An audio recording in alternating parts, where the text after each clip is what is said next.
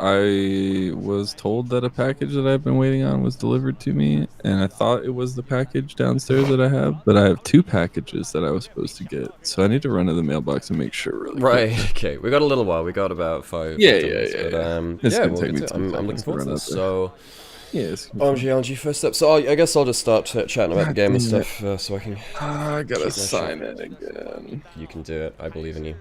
Believe it or not, I Oh believe no, in and my phone's dead. you. What do you mean? This guy, man. How's everyone doing, folks? How's everyone doing? What do you mean the DNS server isn't working? Work, god damn you. Alright, while my phone turns back Happy on, Pride to you too, Tariko. go right out to the mailbox. Run, Mazel, run!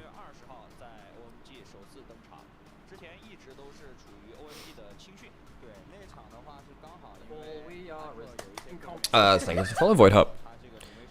Now, why can't I get onto Twitch from that? So normally I have my Twitch dashboard up on the side just so I can keep an eye on chat on my second screen, but it's not loading right now. That's super weird. Why is that happening? What do you mean no internet? Huh? Weird. Okay, folks, I'll be paying more attention in just a second. I just gotta get some stuff set up here. I just wanted to go live just to make sure that people knew that we were doing this today. Obviously, I'm here without Sam. Sam is currently back in the UK, so he's not here to cast with me right now. But luckily, Mazel is free and available. So Mazel, he's just run out to get some what's it called? Get some. Why the heck has that happened? Huh? Just to get some mail. Less laggy for you on YouTube. That's weird. That's weird. Well, I hope I hope YouTube is better for you then. That's cool. Offline.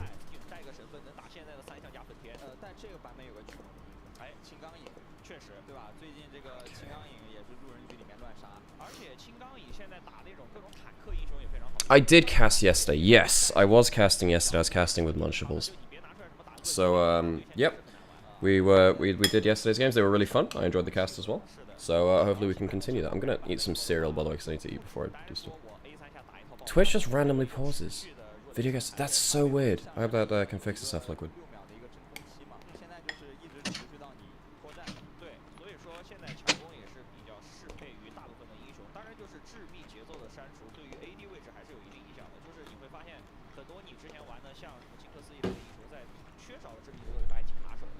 Okay.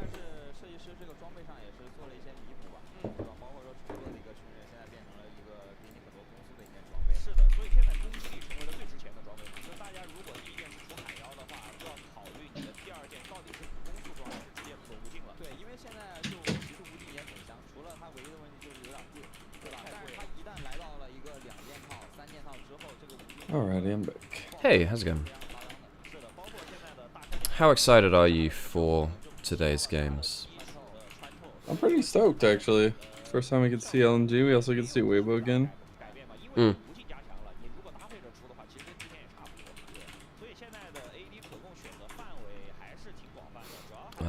Let me go spam some Discord. Huya kitty cat, where are you? Are you watching over here? I'm trying to log in. I'm gonna find the app. I've still got Bilibili logged in, which is a really nice site actually when it's working.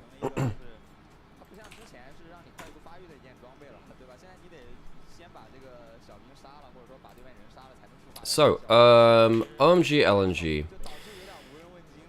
Did LNG have any changes? I don't think they did they?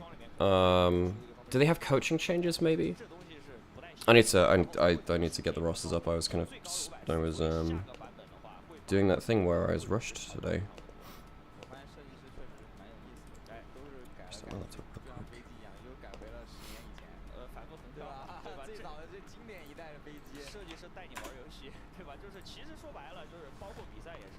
Yeah, still no official LPL cast during Monday to Wednesday, folks. So it's there for Thursday, Friday. Thursday, Friday, Saturday, Sunday. Yep.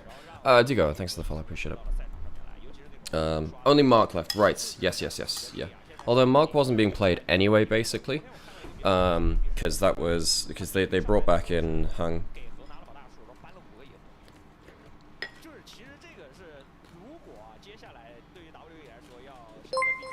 Hi, Tack. Thanks for the sub. Appreciate it. How's everyone doing, folks? We'll get more into casting mode as we get into the arena and stuff. Hydrate, I can do that, actually. My laptop's acting up weird, so I can't do my stream commands on the side right now. My Huya decided to log me out, so we might just need to go through your streaming tonight, which is fine. Do you want to stream to Discord? That. Yeah, I can do that. Be at 30 FPS, if that's okay. Oh. Yep, is that working okay for you?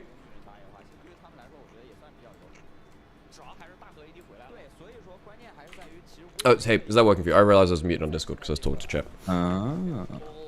Yep, hopefully that should be good. Yeah. It's on 30 FPS right now. I can up it, but do you want me to up it to 60 FPS? If you could, that'd be awesome. Sure. Yeah, it's 1080, 60 FPS now then. And hopefully it will work for both of us, so, you know. I believe. Right, my laptop is kind of shutting down, because I need to update it, and I should have done that before this. Can you remind me what the roster is for LNG? Let us see, it is gonna be Zika, Weiwei, Scout, Gala Hung. Okay, so grand majority of the roster is the same. Are they? Wait, are they? Yeah, they're running it back. They're basically running it back. I heard that they were trying to like think about substitutes and stuff. They were considering different jungle options and different top lane options. I remember. I thought that the Shy potentially was going to go back to LNG. Go to LNG rather. He hadn't been there before. Another conversation is that they are done, or their mid jungle is going to be switching after this split, but I don't know about that. Is such a so mad, given that this team is the only thing which works for this freaking team is Scout doing Scout things right now.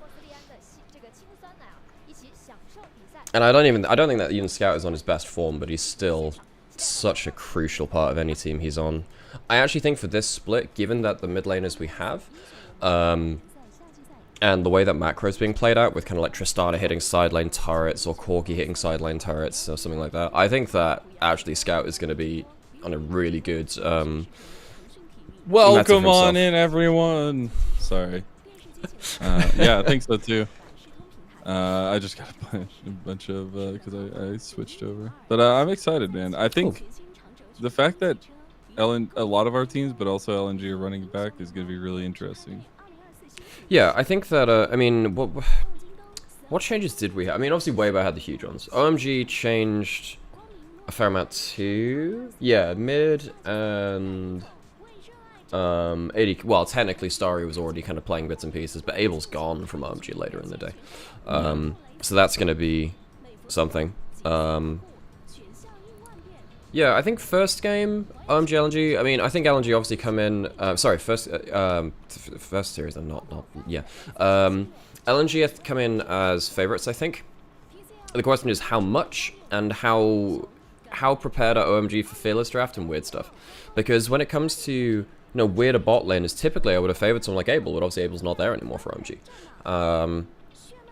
Gala does play stuff like Ziggs, and feels like Ziggs Leona is back, and that's really good for Hung, and that's really good for Gala.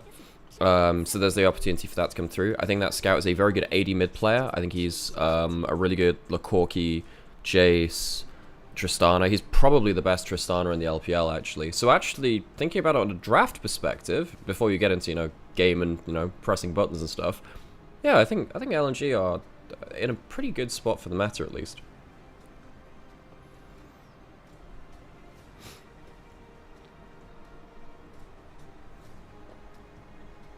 I'm gonna assume that Mazel agrees.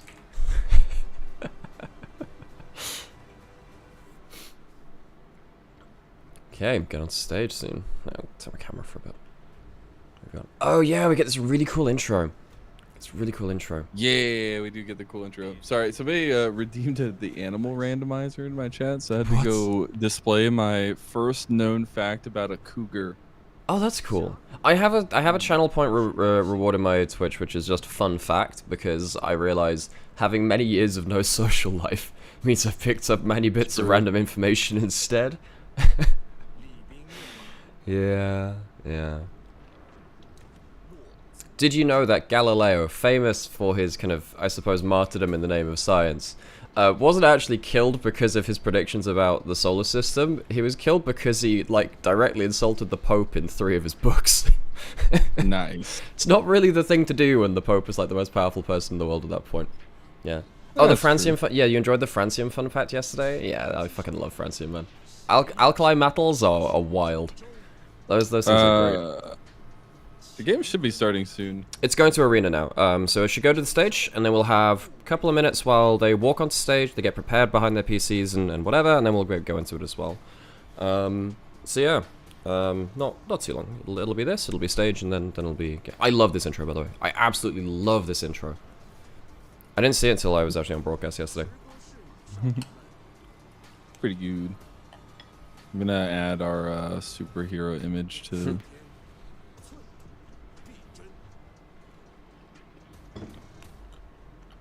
Oh, nope, that's not what I wanted to do.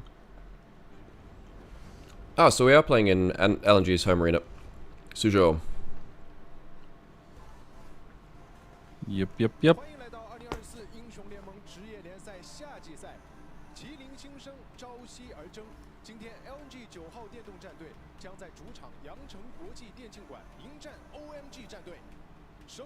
Dude, the music behind is so hilarious to me.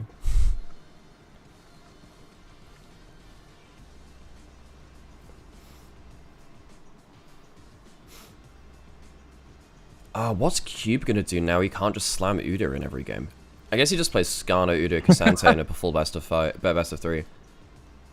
Like, Cube is one of those players that, you know, we know he can play different stuff, but on this lineup, they've just put him on tank duty, on Uda duty, and then just let him rip. That's kind of it. So not having Uda for multiple games could actually affect OMG quite badly. True. I hadn't thought about that. That is very true. What are our predictions, Nymaera? I think it's 2-0 LNG, man. Oh, 2-0 yeah, LNG. I actually think LNG are they went what, 5 games versus they went out in 5 games versus a team in Spring Playoffs. Like, was it versus Weibo even? Yeah, I think it would have been the 5-game series versus Weibo, right? So yeah, I think that they are better than their regular season from Spring, which is important to know. Because I think a lot of people got this hangover from Spring that LNG were kind of crap towards the start, and they were. But I think that they could really start being a top team again this split if the meta works out in the way that we were just discussing before. I think that Gala's actually quite good at mage bot lanes like Ziggs. I think that Scout's in a good point for his champion pool, especially if stuff like Jace starts coming back too. I think that LNG could have a really good meta for themselves. I think I really need to see if Gala and Hung can at least be like a shining light for the team, because I think last split was all about Scouts underperforming, what happens with the rest of the team, and we saw some good things, but I think Gala has not gotten back to his strengths on RNG. That's actually a fair point. I think Gala was much better last year. I think that also, alongside that, I think that Zucker actually had a really good spring. I think a lot of people overlooked how good this guy was. When people were talking about, oh, he's potentially getting replaced, I was a bit heartbroken because I felt like he'd put in the hard work. And, yeah, he kind of got a bit, kind of just, I don't know, targeted as like we need to make a change. It felt like that a little bit. But, like I said, I think meta's in a good spot. I think that Zucker is a very good tank player. With stuff like the Cassante, I think the Skarner is new Cassante, so that should be right in his wheelhouse. So yeah, I think that LNG, I've got good vibes about them right now. For now, we'll see how long it lasts, but you know. For now, everything's fine. These are also the only two teams we haven't seen from Group C, so it should be true. exciting Yeah. to see how the group pans out. My God, RA, poor things. Jesus, those games last night. They were not close at all. They That were was not that was close actually such a dog whatsoever. walking. It was such a dog walking, It was actually. very rough. So top esports really looking like the top dogs, but I don't know. We'll see what LNG has. I think those are obviously the clear two favorites in Group C. The sad thing about top esports is that we don't really know what to think of them until they actually face top teams. But that's the thing in this format, you don't have to. Yeah, the thing is, like, yeah, that's the problem. You get, I mean, if LNG are, so put it this way, if top esports and LNG, BLG rather, had switched groups, we'd know nothing about top esports. Potentially, we get to see something about them because LNG are in their group, and if LNG are good, maybe we get to see like an early litmus test for how particularly the coaching changes for top esports are working out. Oh, fun thing by the way, if anyone saw any of the reactions to the group draw from LPL, when OMG saw they were in the group with LNG and top esports, the representative there was just head in hands, literally sat there like, no, why did we have to get this one, effectively. So in case anyone's wondering about the vibes from the OMG camp about this group. Honestly, though, I think that with the way the groups panned out and how the separation with the top seeds and then the arenas and things panned out, I think it was going to be tough any which way you look at it for OMG. I think his head would be in his hands no matter what. Yeah. I think the only one that has a saving grace is the chaos of Group D, just because 3 teams make it to the Alpha group in the second round. I'm trying to think. Okay, so out of the...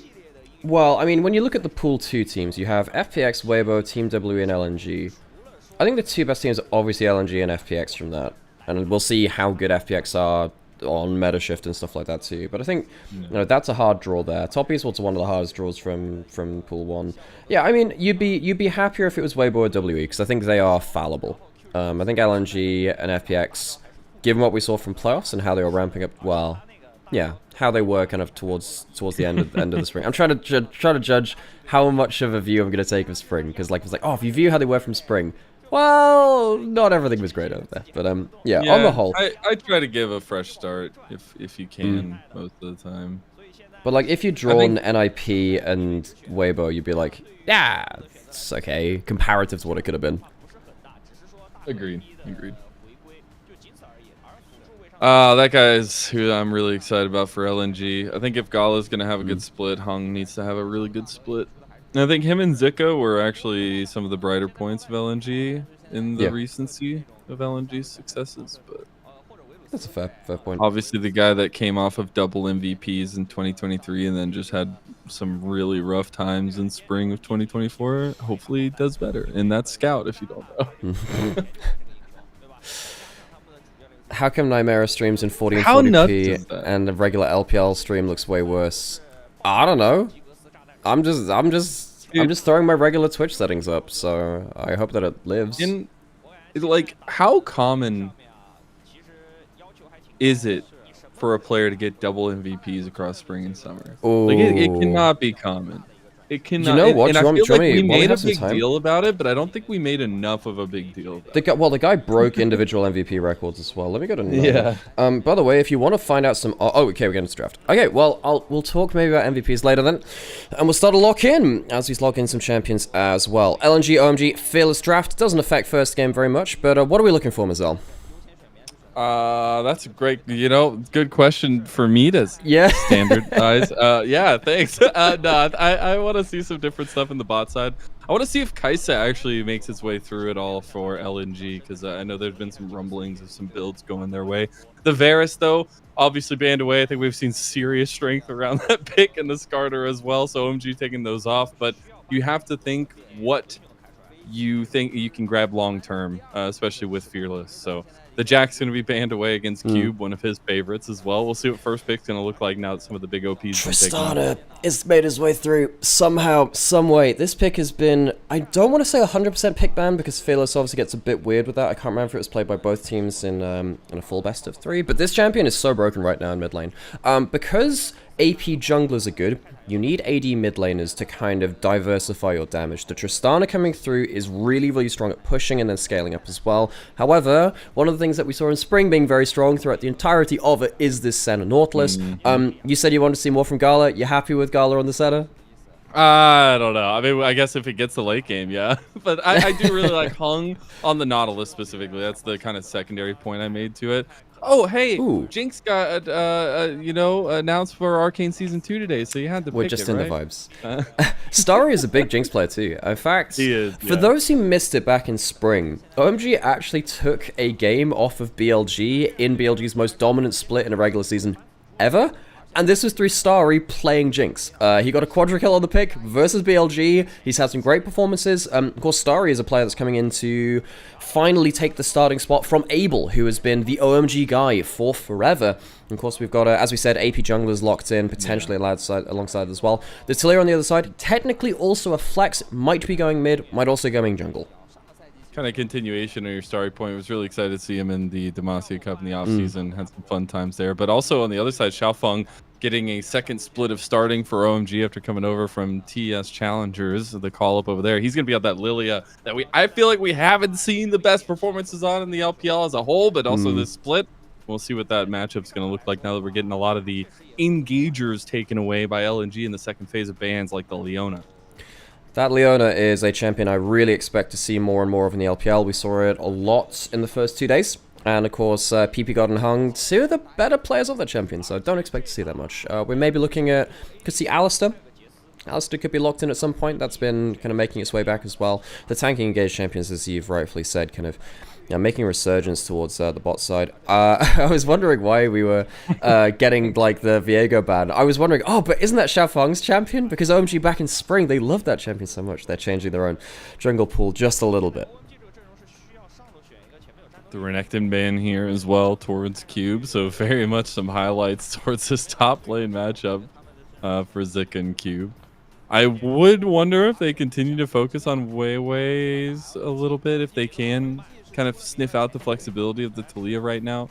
But I think kind of just dropping some bans around Scout could be good. That TF actually going to be the ban now. TF? Well, that's something. You see, Instantly. So I think the mind game is you ban TF because you want to pick a tank. LNG see that you have banned the TF, so they know that they want to pick a tank on the other side. So you pick the Camille to kind of counter the pick before it's even been locked in. It's like, you want to go for a tank? Sure. Play it against Soka's Camille. This guy, actually, I really want you to talk about Zucker a little bit, because I wasn't in the LPL when this guy was popping heads on carry champions top lane before his time on LNG.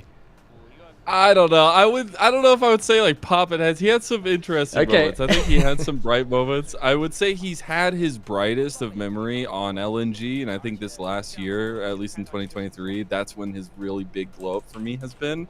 But he started off on SDX Gaming in LDL in 2021. He had some time as a sub on Billy, went to Invictus Gaming for a while, and that's where people started to kind of gain some traction for him. Obviously, the top laners at IG loving to play 1v1 top lane for some reason.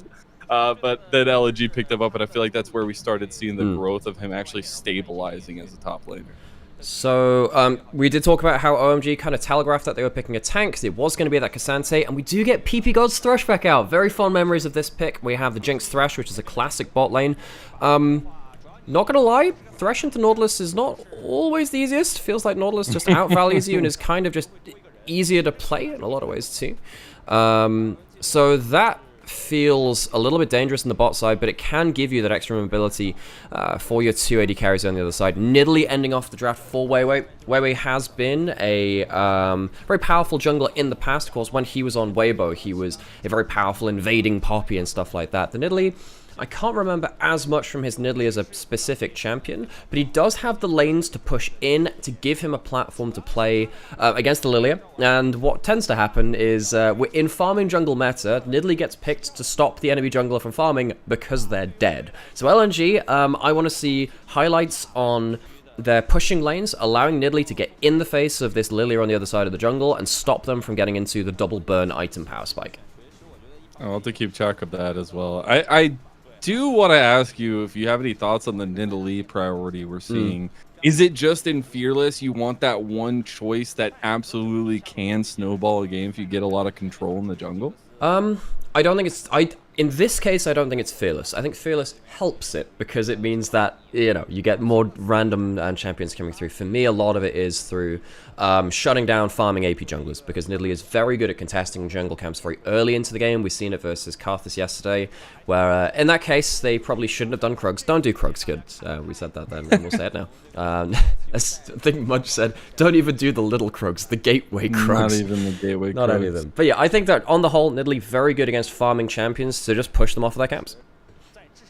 All right, well, we're getting into game one now. Theme on both of the first days of LPL has been level 1s. This time around, maybe not. I think the late invades have been really interesting in the evolution of the game.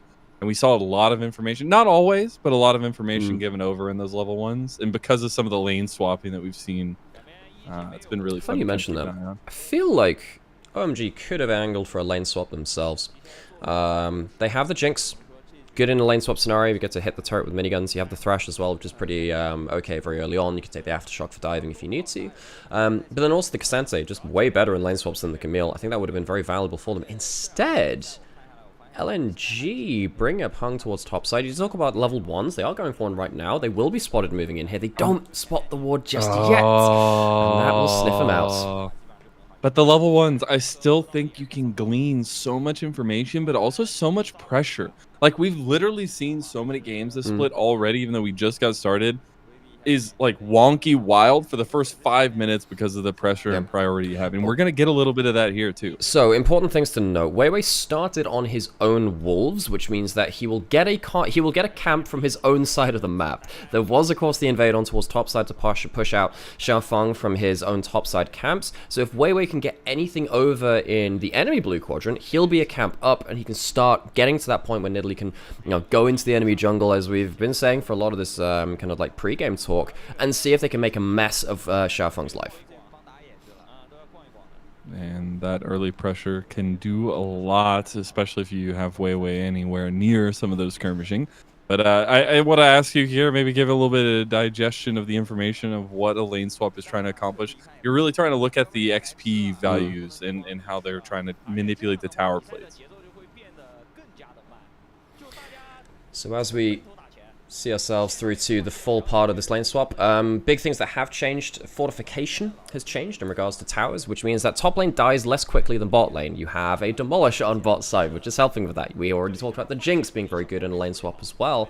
So I'm expecting Starry, alongside the top lane and like the XP differential that we've been talking about as well, I'm expecting the tower plates to largely go over in favor of OMG from this too. I want to see when we start to switch back as well, because when you have the teleport on the Nautilus, you can hit level 3 on that champion and teleport away to the weak side and still be very hard to dive. That's the next thing to really look for. We see re-establishing of the lanes now as well, as we see the transition to bot side. That TP from Hung and try to get some pressure down there as Q goes up towards top side. Nothing else going to be said and done there. But now, to kind of zone in on the jungle matchup a little bit more, the Lilia making its face shown a little bit more in the meta itself, at least in the first couple days of LPL. But it's always about the pace of the clear, it feels like, with this pick. So, standard lanes back into position once again. Do we have big XP advantages? No, not really, actually. We don't really have that. Pretty much even. You can see, by the way, because of the overlay, folks, this is something that we talked about the first couple of days as well. We have the individual gold advantages on the bottom scoreboard, but also the purple bar just below the level on the champion on the side of the screen. That will be the XP up until the next level, which is really useful in lane swaps. We didn't really necessarily get that many XP differentials like in regular lanes to talk about in the same kind of degree. So that's kind of like an extra little thing to come through. So yeah, that's kind of one thing from LNG. LNG, they initiated a lane swap, but they didn't really get XP advantages in the way that you normally do when you'd like to initiate that. But now we get to look at the objective setup, at least on the bottom side of the map. Who's going to get priority, at least through this bottom lane? It's going to be interesting if Hung can actually get some roams off in this lane, because it feels like there's going to be a lot of pressure from PP God and Starry.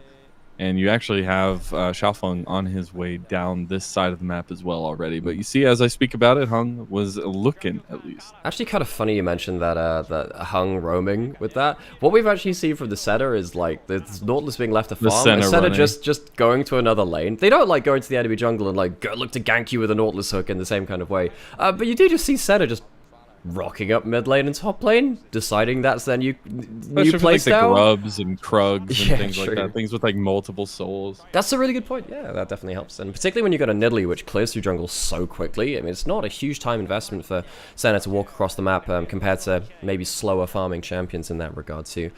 Has been still a fairly slow first 5 outside of the lane swap itself. Excuse me. And with stuff like Xin Sao and Lee Sin being less common now because of the farming junglers, we're expecting slightly less fast early games in the whole way. So this seems to be where the meta's heading in LPL. First 5, less dangerous, but then when the junglers come online, they start to hit the fights really hard.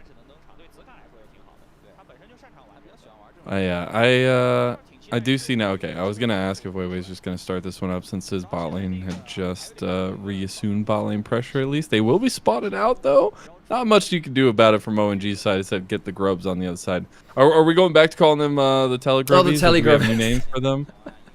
I feel like now that we've called them telegrubbies for an entire split, we have to actually get names for each one of them. Yeah, I can't. I think as though there are I too don't many. remember the Because telegrubbies. there's Tinky Winky Dipstick. Is that a thing? No, I don't know if his name Dipsy. is No, it's Dipstick. I'm Dipsy. just gonna Oh god, say, no, it's if not you call that. him Yeah. I don't know about that one. Yeah, it ain't that one. I was like, wait, which one's the bad one again? Yeah, there's Lala and Poe, but that's the thing. There are more than there are multiple. There are too many Teletubbies to name the Telegrubbies after them.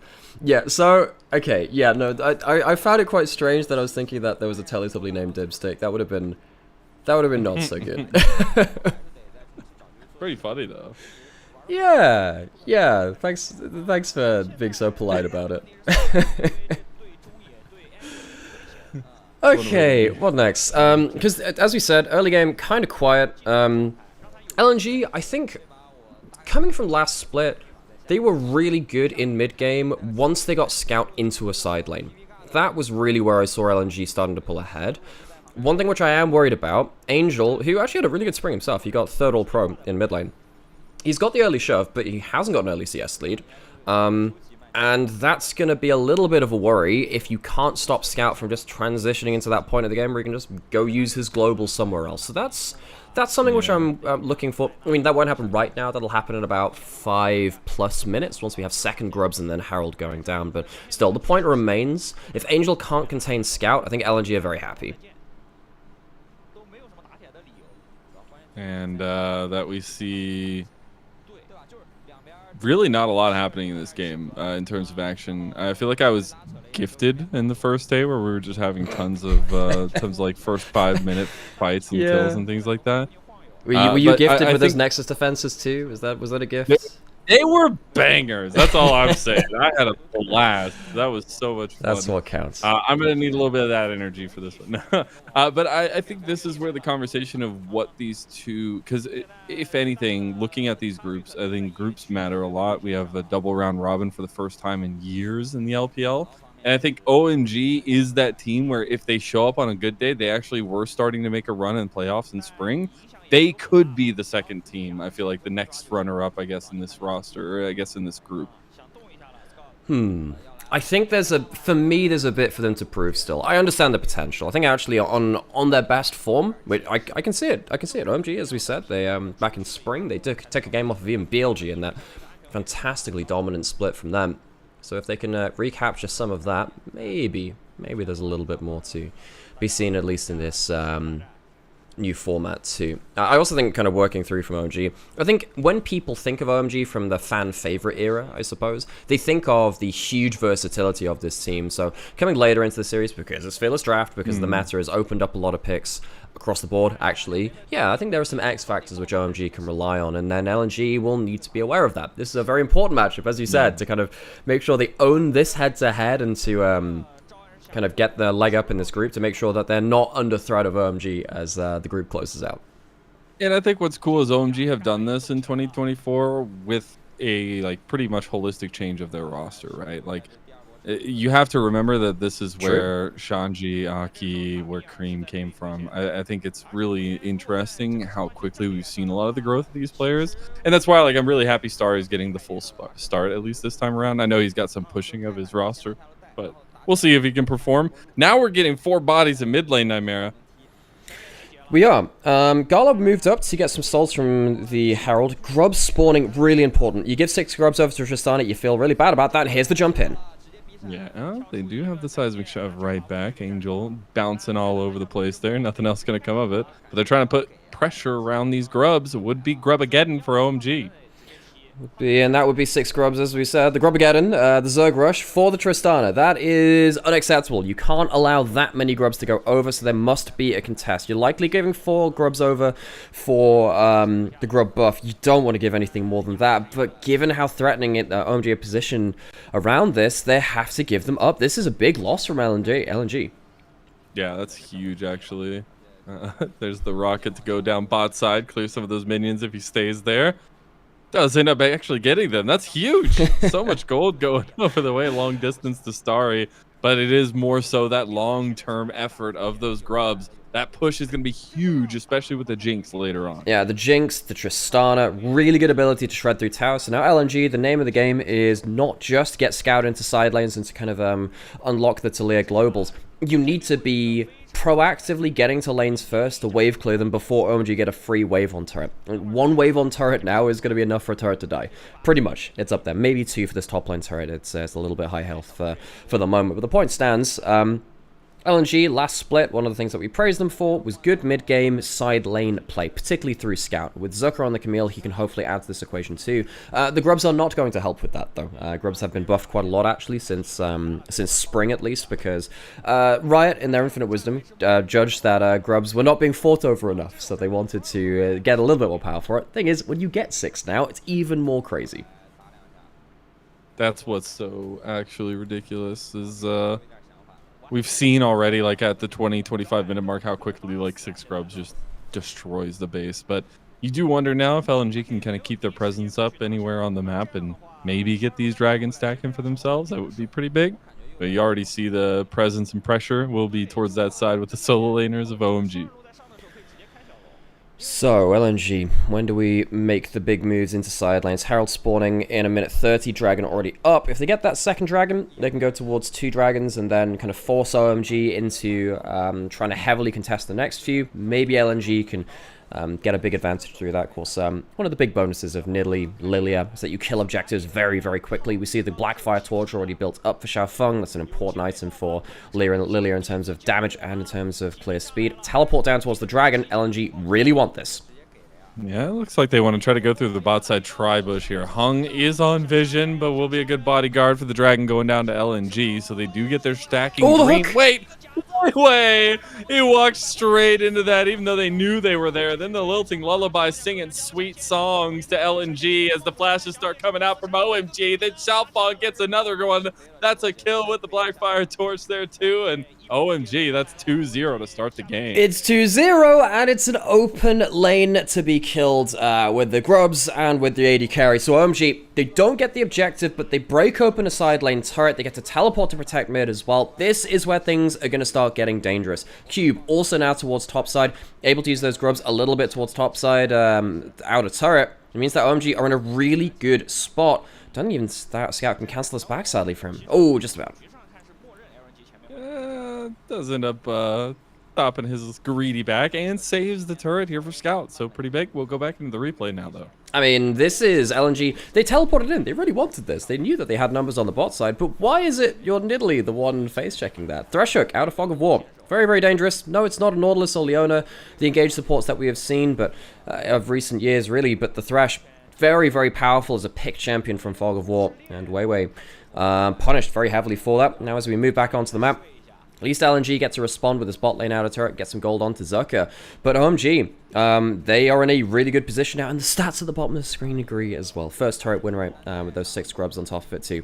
Looking pretty good for them. The slight thing I want to talk about is some of the CS. We are seeing about a 20 CS lead for Zika, but the more important thing has been like a 20-30 CS lead for Weiwei like the entire game. So you wonder if that clear speed is going to pick up a little bit for Xiaofeng, but as we see positioning around the Rift Herald, looks like LNG are going to try to keep up some presence from mid lane here. Push in mid, move towards that Herald. If they get that Herald, they can put a really big push onto mid lane. I think once you lose mid lane as OMG, that's when you get quite afraid of the Camille jumping over the wall and the Nidalee Spears. OMG, they'd love to contest this. They're not really in position to do so, though. Angel throws his head in. You can't really find a fight.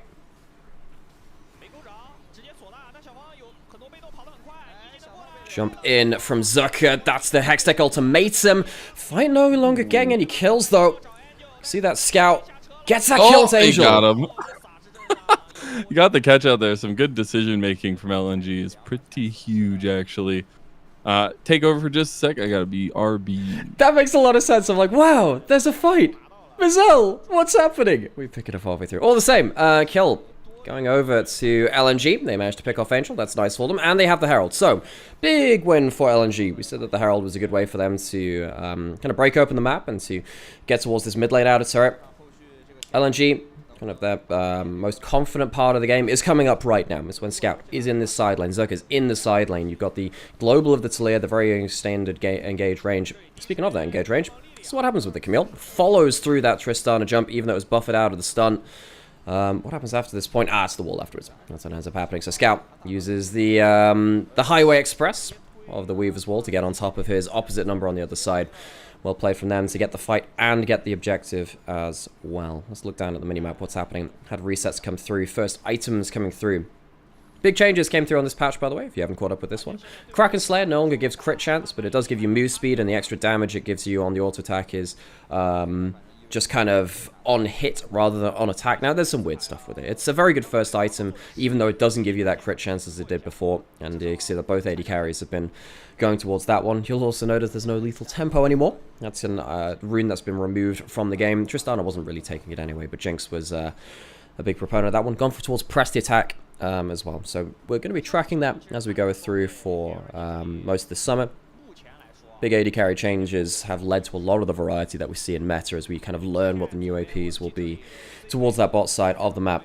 Zerka pushing in towards top side. Angel, no turrets taken towards bot side, and no teleport either, so LNG are happy to stick on top side and not respond quite just yet to this bot lane push. Instead, focusing on top side, maybe looking to see if they get themselves an angle onto Cube. Cube clears out the wave confidently, though, and then Scout teleports towards the bot side in good timing as well. So LNG using their timing window that they had very well, and once again, things kind of fizzle out a little bit. 17 minutes, only 3 kills on the board. Not the highest amount of kills just yet. We're sure that'll increase in due time. I think when we get towards the next dragon spawn, that'll be when things start to really heat up.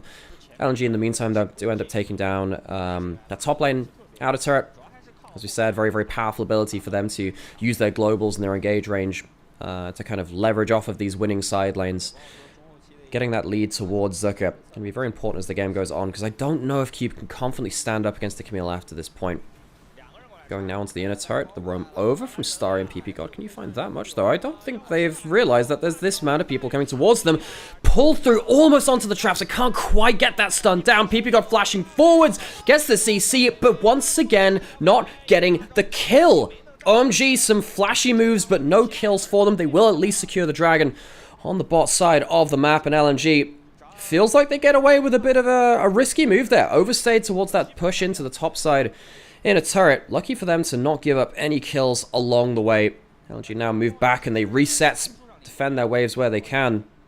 And they'll be wiping their foreheads a little bit of cleaner sweat. OMG very, very close to blowing something out. Again, nothing we have to notice about this comp. We just saw it a little bit in the fight around the dragon, which happened just a few minutes ago. Hey, how's it going? Just saying that we saw a couple of minutes ago that OMG do have a bit of a reset comp as well. Very nearly got themselves a fight in the top side as LNG overstayed towards top side inner turret, but couldn't quite manage that one. And now LNG take themselves the last of the outer turrets. Yeah, I still think some of the like passive gold leads are still keeping LNG in a good spot. I will say the big lead for Starry is super scary with this composition, but it depends how you use it, I guess. As we're getting close to second items for a lot of people, I think that's going to be really important. But OMG trying to make some plays around mid here with the top side gaining importance, it feels like. But do you feel like OMG can deal with side lane pressure with this comp? Well, they just tried to. What they've been doing is just kind of leaving Angel to just psycho push one lane and to see what happens there. So that Tristana hasn't been answered just yet. But what we have seen is that they've managed to punish LNG just a little bit when they overpush. So I think, yes, they can, but it requires LNG to allow OMG to roam in with the Thresh, or maybe a teleport in from Cube in the side first. It's the Herald being put towards bot side, actually, from LNG now, making that side lane situation even worse. Lots of gold going over to Zucker from this one. What, 700 gold? There you go. That's huge for the Camille. Now, maybe that question becomes a little bit harder to answer than I just posed.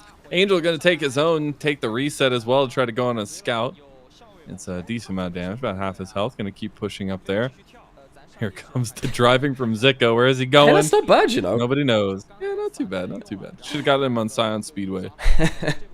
You know, I pitched a content piece once, which was, did you ever watch any of the, hang on, we'll wait on that. Xiaofeng might be dying. Okay, we're safe. I can talk about stuff. Maybe. He's the speedy deer. Did you ever watch Top Gear? Famous car show, originated from the UK. I've watched like maybe 1.5 episodes. Well, the important thing is every episode would kind of start with tonight on Top Gear, and I wanted to do a tonight on top lane.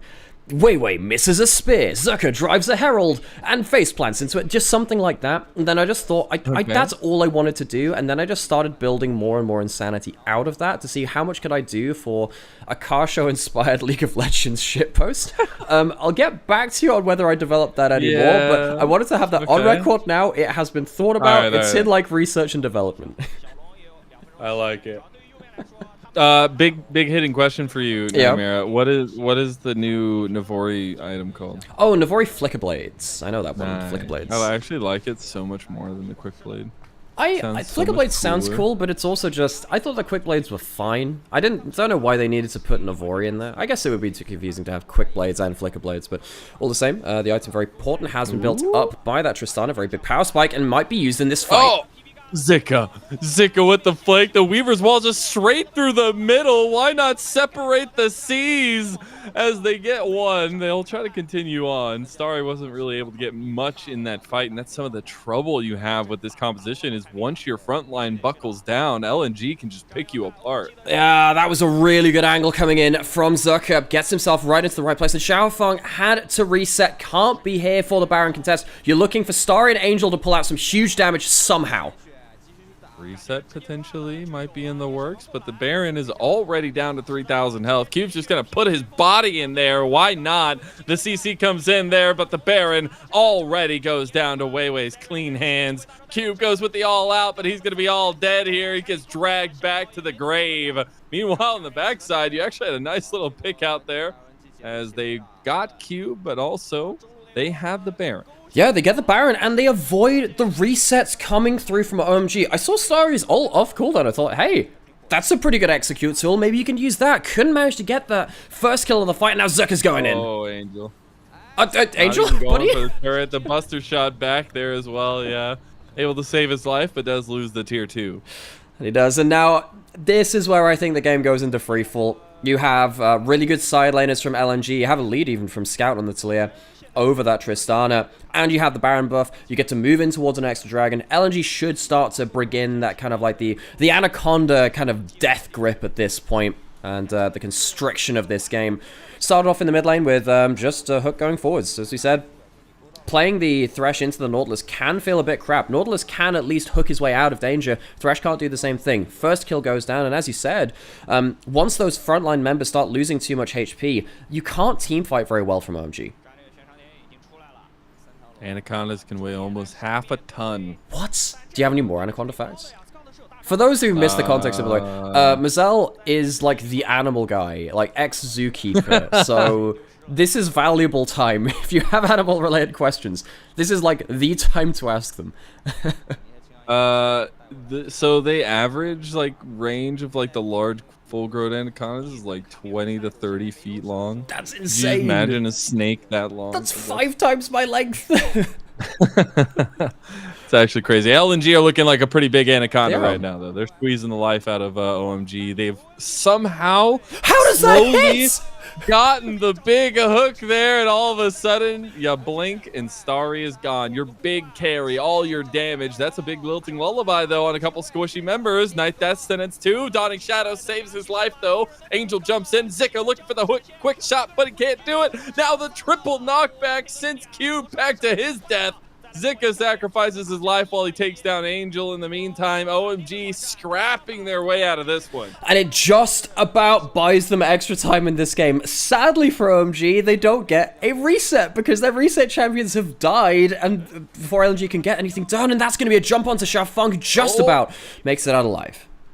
Got the dark passage there. Easy peasy with those 4 legs bouncing like that. Makes it quick and easy. Now, I think the way that this started was a little zealous by LNG, but they got the crazy hook on Starry. This is the thing, like, the hook on the Starry is so nasty. The fact that this E hits, this is what ends up losing the fight in the back end of it for LNG. Huge ultimate coming through from Xiaofeng, which kind of gets a big amount of damage onto the double carries. Cassante things happen in short order as well, gets onto the backline and gets some value done.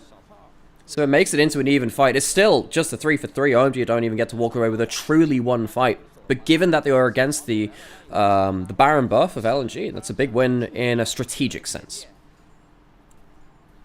Double ADC style of OMG. Maybe starting to gain a little bit of steam there once they hit their 3rd items. But it's all about how they enter the fights and get away from a Zika who's going to be hunting them down. So many spacing tools available for LNG as they enter these fights. Got a question from chat. If you could make a Vestayan champion out of any animal, what would you make it? Ooh. I think that's pretty good. I mean, I have the fox one already. That's I'm happy hard. with that one. That's hard. I got to think about it a little bit. Teleporting from Scout. You know what? Animal questions, they come later. Now comes the fight. Oh, Scout actually separates off Cube. He's going to take so much damage from that. Cassante can't do Cassante things. PP God hits that death sentence onto Zika, but maybe didn't want to. And Starry going to slow them down on their advance, but I don't think there's anything stopping this Anaconda from wrapping around the throat of OMG. No, and it feels like at this point, with the front line down, how do you structure your fights? You mentioned it earlier, Mazel. Once the front line takes damage, how do you stand and fight? The answer is with great difficulty. No Baron buff, though. No Dragon up means that LNG don't have a big kind of objective to go towards or ability to push in with the extra minion kind of safety on that front. So LNG, they're not actually going to get a huge immediate value out of this besides some stolen jungle camps and some wave pushing. But it does feel like the tide has definitely turned in their favor. They have about 1 minute and 10 seconds for a dragon. Would be a mountain soul for them. He also just got a 3rd item, Sterix Gauge for Zika, a 3rd item, Void Staff for Weiwei, and 2 sticks about to make a hat there for Scout. So we got all that completed right before these fights kick off, and OMG, they're staring down the barrel of a very tough fight. So that's how we haven't talked about items for a little while. I don't think. Well, you talked a little bit about the stacks coming in from Zaka. Huge items across the board now. And the Rabadons, oh my god, yeah, you did. I was just like, wow, we haven't talked about items. I'm like, just said it. I was looking around. You know, sometimes you just like. You a caster friend that listens to you, okay, chat? So we haven't talked about items for a bit. Anyway, as you said, those item breakpoints absolutely huge. We've potentially got another fight. We've seen this so many times from LNG now. Wait for OMG to group up in the mid lane, punish them as they come through with these items that we haven't talked about. There are some new ones. Do you want to talk about OMGs? No, I want to talk about other things so I can forget about this. See if Zucker can get himself in on the fight. All right, Cube gonna get locked down there, but at least the damage a little bit dissuaded by Hunk's tankiness. Zika really wants to find an entrance on the other side. I don't think Hung can find a necessary dredge line there, but all they want is this positioning around the dragon. LNG are going to send 2 members over there, be able to burn it down while they keep pressure on OMG, who are looking to start the Baron. And the thing is, even though OMG are going towards the Baron, the players which are taking the dragon have globals. There's the Teleral and there's the teleport. They'll kill this and they'll arrive quickly. Here comes the TP. Where's the ult next?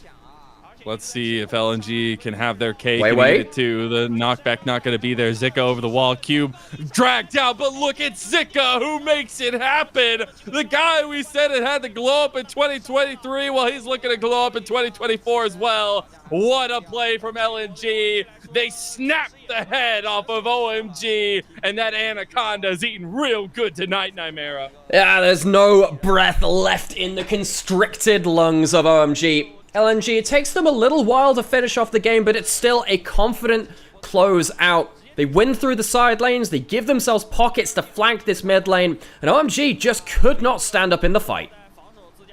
Completely gone, and game one goes to LNG, even though OMG had so much strength for so long.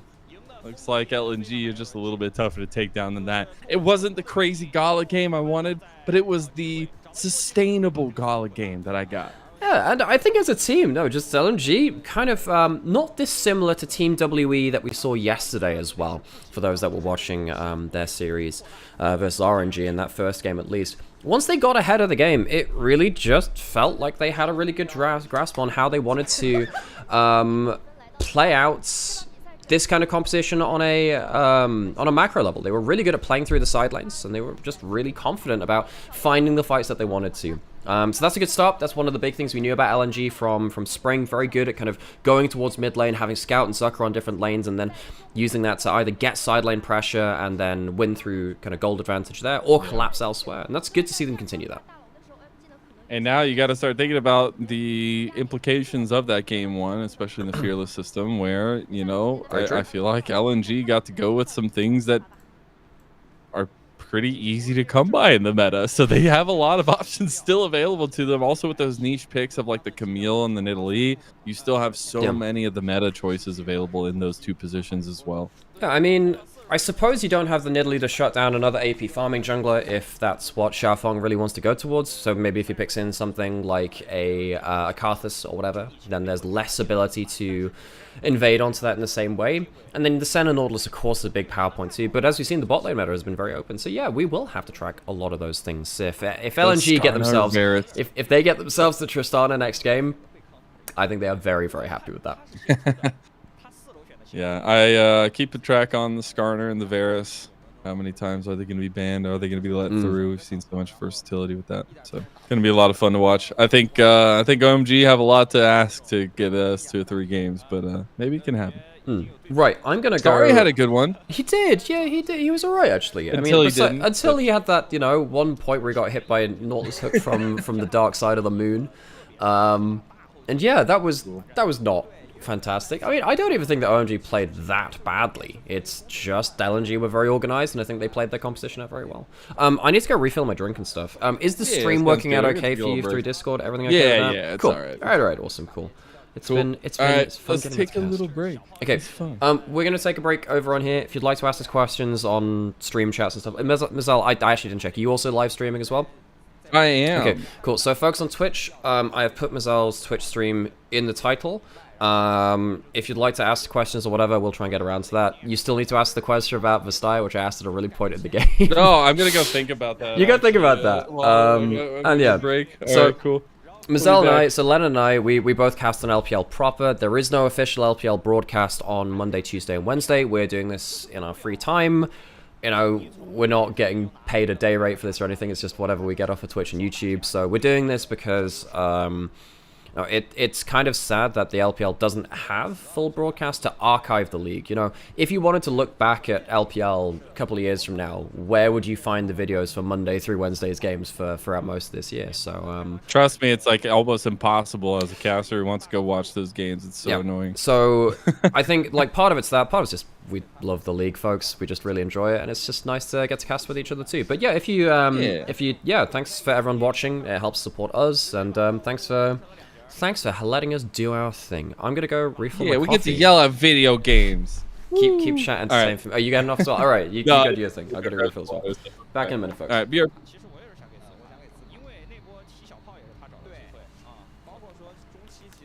Thanks, folks. See you in a bit. Oh, no, Sam hasn't moved out. He's just back in the UK. Sam will be back on these casts in a little bit, folks. He's just... So, Sam and I both went back to the UK for a bit. We had a break. I went to Comic-Con. I took pictures with many Ari cosplayers. And then, yeah, Sam's staying a little longer in the UK. He'll be back. Well, he'll have, like, a remote setup in a day or two. I don't know exactly how long it'll take, a day or two. And then we'll get through to casting that again. And, yeah, but don't worry, folks. We'll get to that when we get to that. All right, coffee in my Ari mug of dreams and hope. Sam, tomorrow. Okay, Sam will be back tomorrow, folks.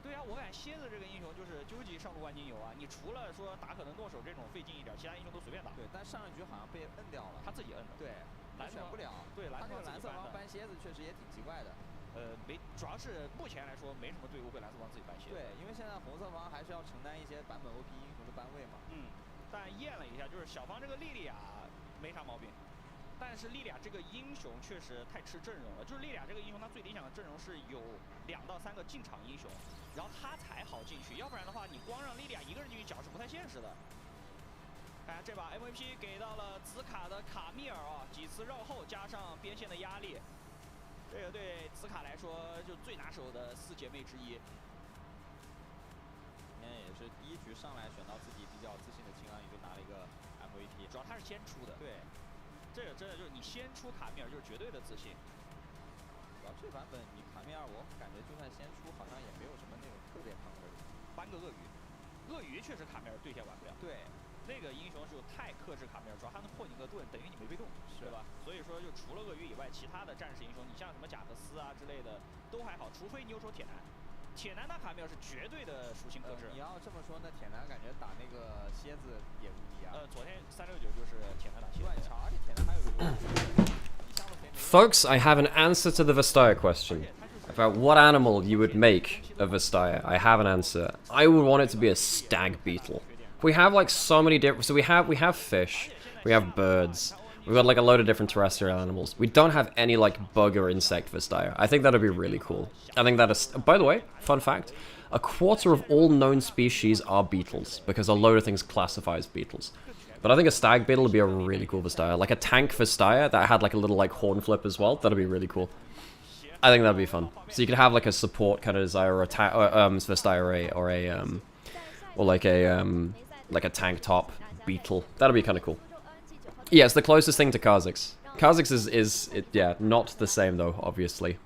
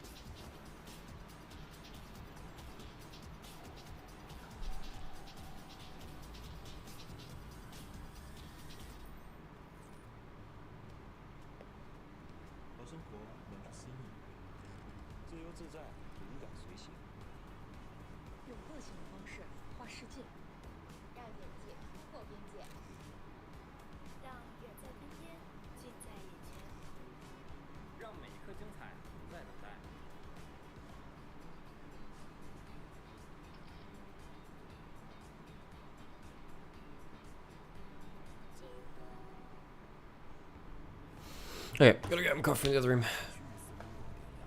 Why did you think Munchables and I were Australia from watching the broadcasts? Well, I did really enjoy that one parody episode of Rick and Morty on Adult Swim called Bushwild Adventures, and I got really, I started saying jokes from that show in a really bad Australian accent once. That's about as close as it gets. So the real reason, so weirdly, when I was in America this time last year, actually, a lot of people there were saying that they thought I was Australian as opposed to, you know, mix of British accents, I suppose. You're Australian. Morty, get in the fucking car! He's a bureaucrat, Morty. I don't respect him. I'm sorry if I butcher your beautiful, beautiful accent. One sec. Let me get my coffee and think about my life.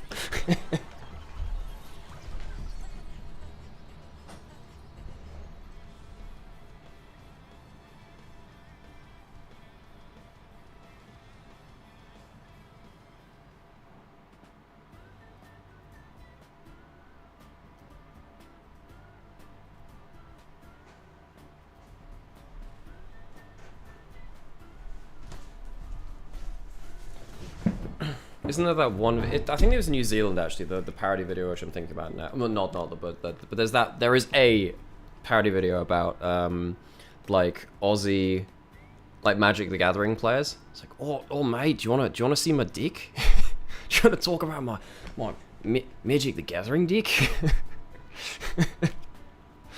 I'm easily amused. I'm very easily amused, folks. But that's okay. Someone has to be, to make cheap comedy worth it.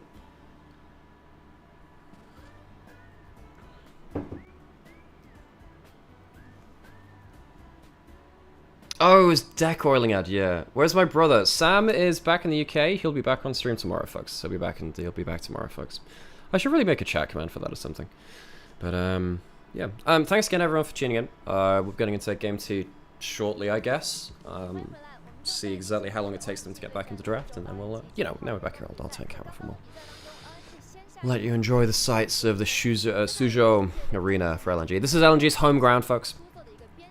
The way that the home ground is worked with the group stage is that all of the teams with home arenas are put into different groups.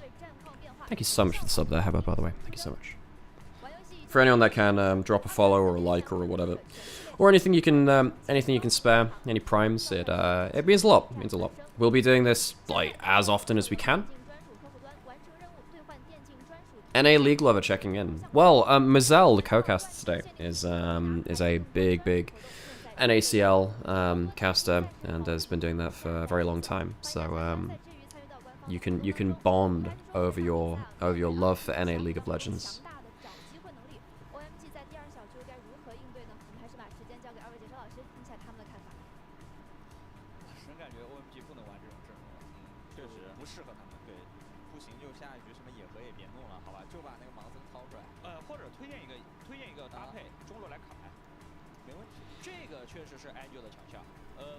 Wait, what? Primed Cadrel, but he stopped co-streaming? Oh, that's very unfortunate timing. Is Cadrel not streaming today's games then? Is he not streaming today's games? I think they should be fun. I think that from what we've seen from the first few days, even the teams which people are not the next games. Okay, right.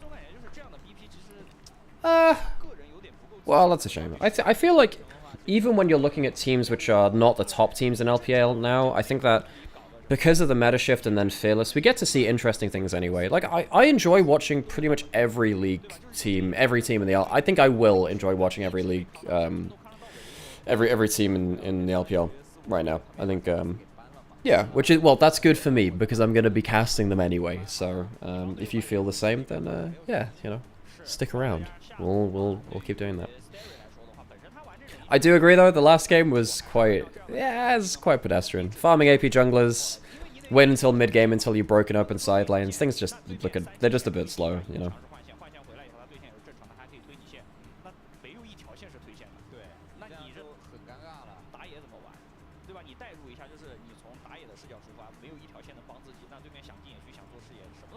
Cadrel said the way the format works, you only get bangers out of group stages and maybe 1 or 2 in groups.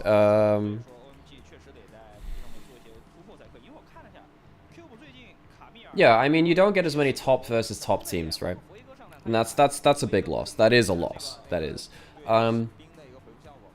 It depends what you're there for in LPL, right? If you only want to see the top teams versus the top teams, then yeah, you're going to get less of that.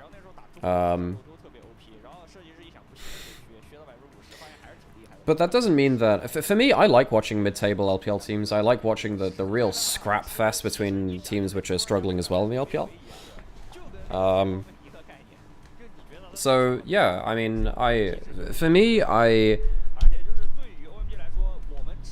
think that it doesn't change everything for me. What I am kind of worried about is, so in the next stage, when we get through into the, like the Rumble stage or whatever they're calling it, effectively stage 2.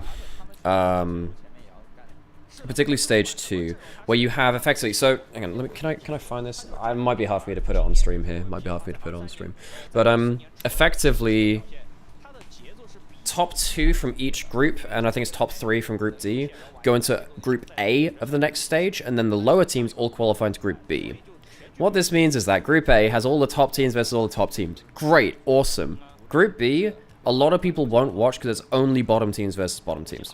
Even though it's elimination and it's high stakes, or it's like a way to progress through the last bit. Hey, it was just talking about how the format potentially has a pitfall in like the second stage, the Rumble stage, because Group A, like the upper group, is really fun because it's all top teams versus top teams. But then Group B is like a lot of teams who've been struggling, so that's less people will watch that. Yeah, but I think that's gonna make the second round even more fun. Leslie, thanks for the kind words, and I hope we can teach you some more about LPL. I'm actually really excited for the second round. I don't know. I still think Fearless has. I have some question marks about it at the professional level. Same. I actually think that a lot of people will be conflating and like assuming that the different picks we're seeing is all due to Fearless. Actually, a lot of it's just due to the meta shift being really high. Yeah. Anyway, we're getting ourselves back into draft. Perfect timing. Let's go. It's gonna be a lot of fun. I think OMG have a lot to turn around after that one. I think yes. we're gonna see some particular focuses here. So you see all those bands at the bottom. Fearless means that what you've chosen before in the series is no longer available for you. And you see, obviously, the Nidalee band targeting towards Xiaofeng. We already get a lot of ADC focus as well. And that Tristana you focused on at the end of game Where's 1. Skarner? Where is Skarner? Tell me where he is. That's not been banned. That should be. That's a first pick right there. I think you're looking at Skarner being a very likely first pick. Now, what? No way. What do you mean we're in a first pick LeBlanc meta? What? What is this? Of all the things I expected, this is not it. If OMG doesn't pick Skarner in one of these two, I'm gonna be like, if OMG get Varus, Skarner, and 1-2 on red, I'm gonna. My mind is gonna explode. That is absolutely insane. Is it a bait? To me. Is it a bait? Like there's no way that LNG are doing this without a plan. You know what? That's my 2023 spring and summer MVP scout, man. That's my dude. That's my dude in the mid lane right there. I mean, Scout, hard coping. Scout was always an incredible LeBlanc, but even then, it's not. So we have seen on the first day that Breathe Skarner went 0-4. They should have lost that game.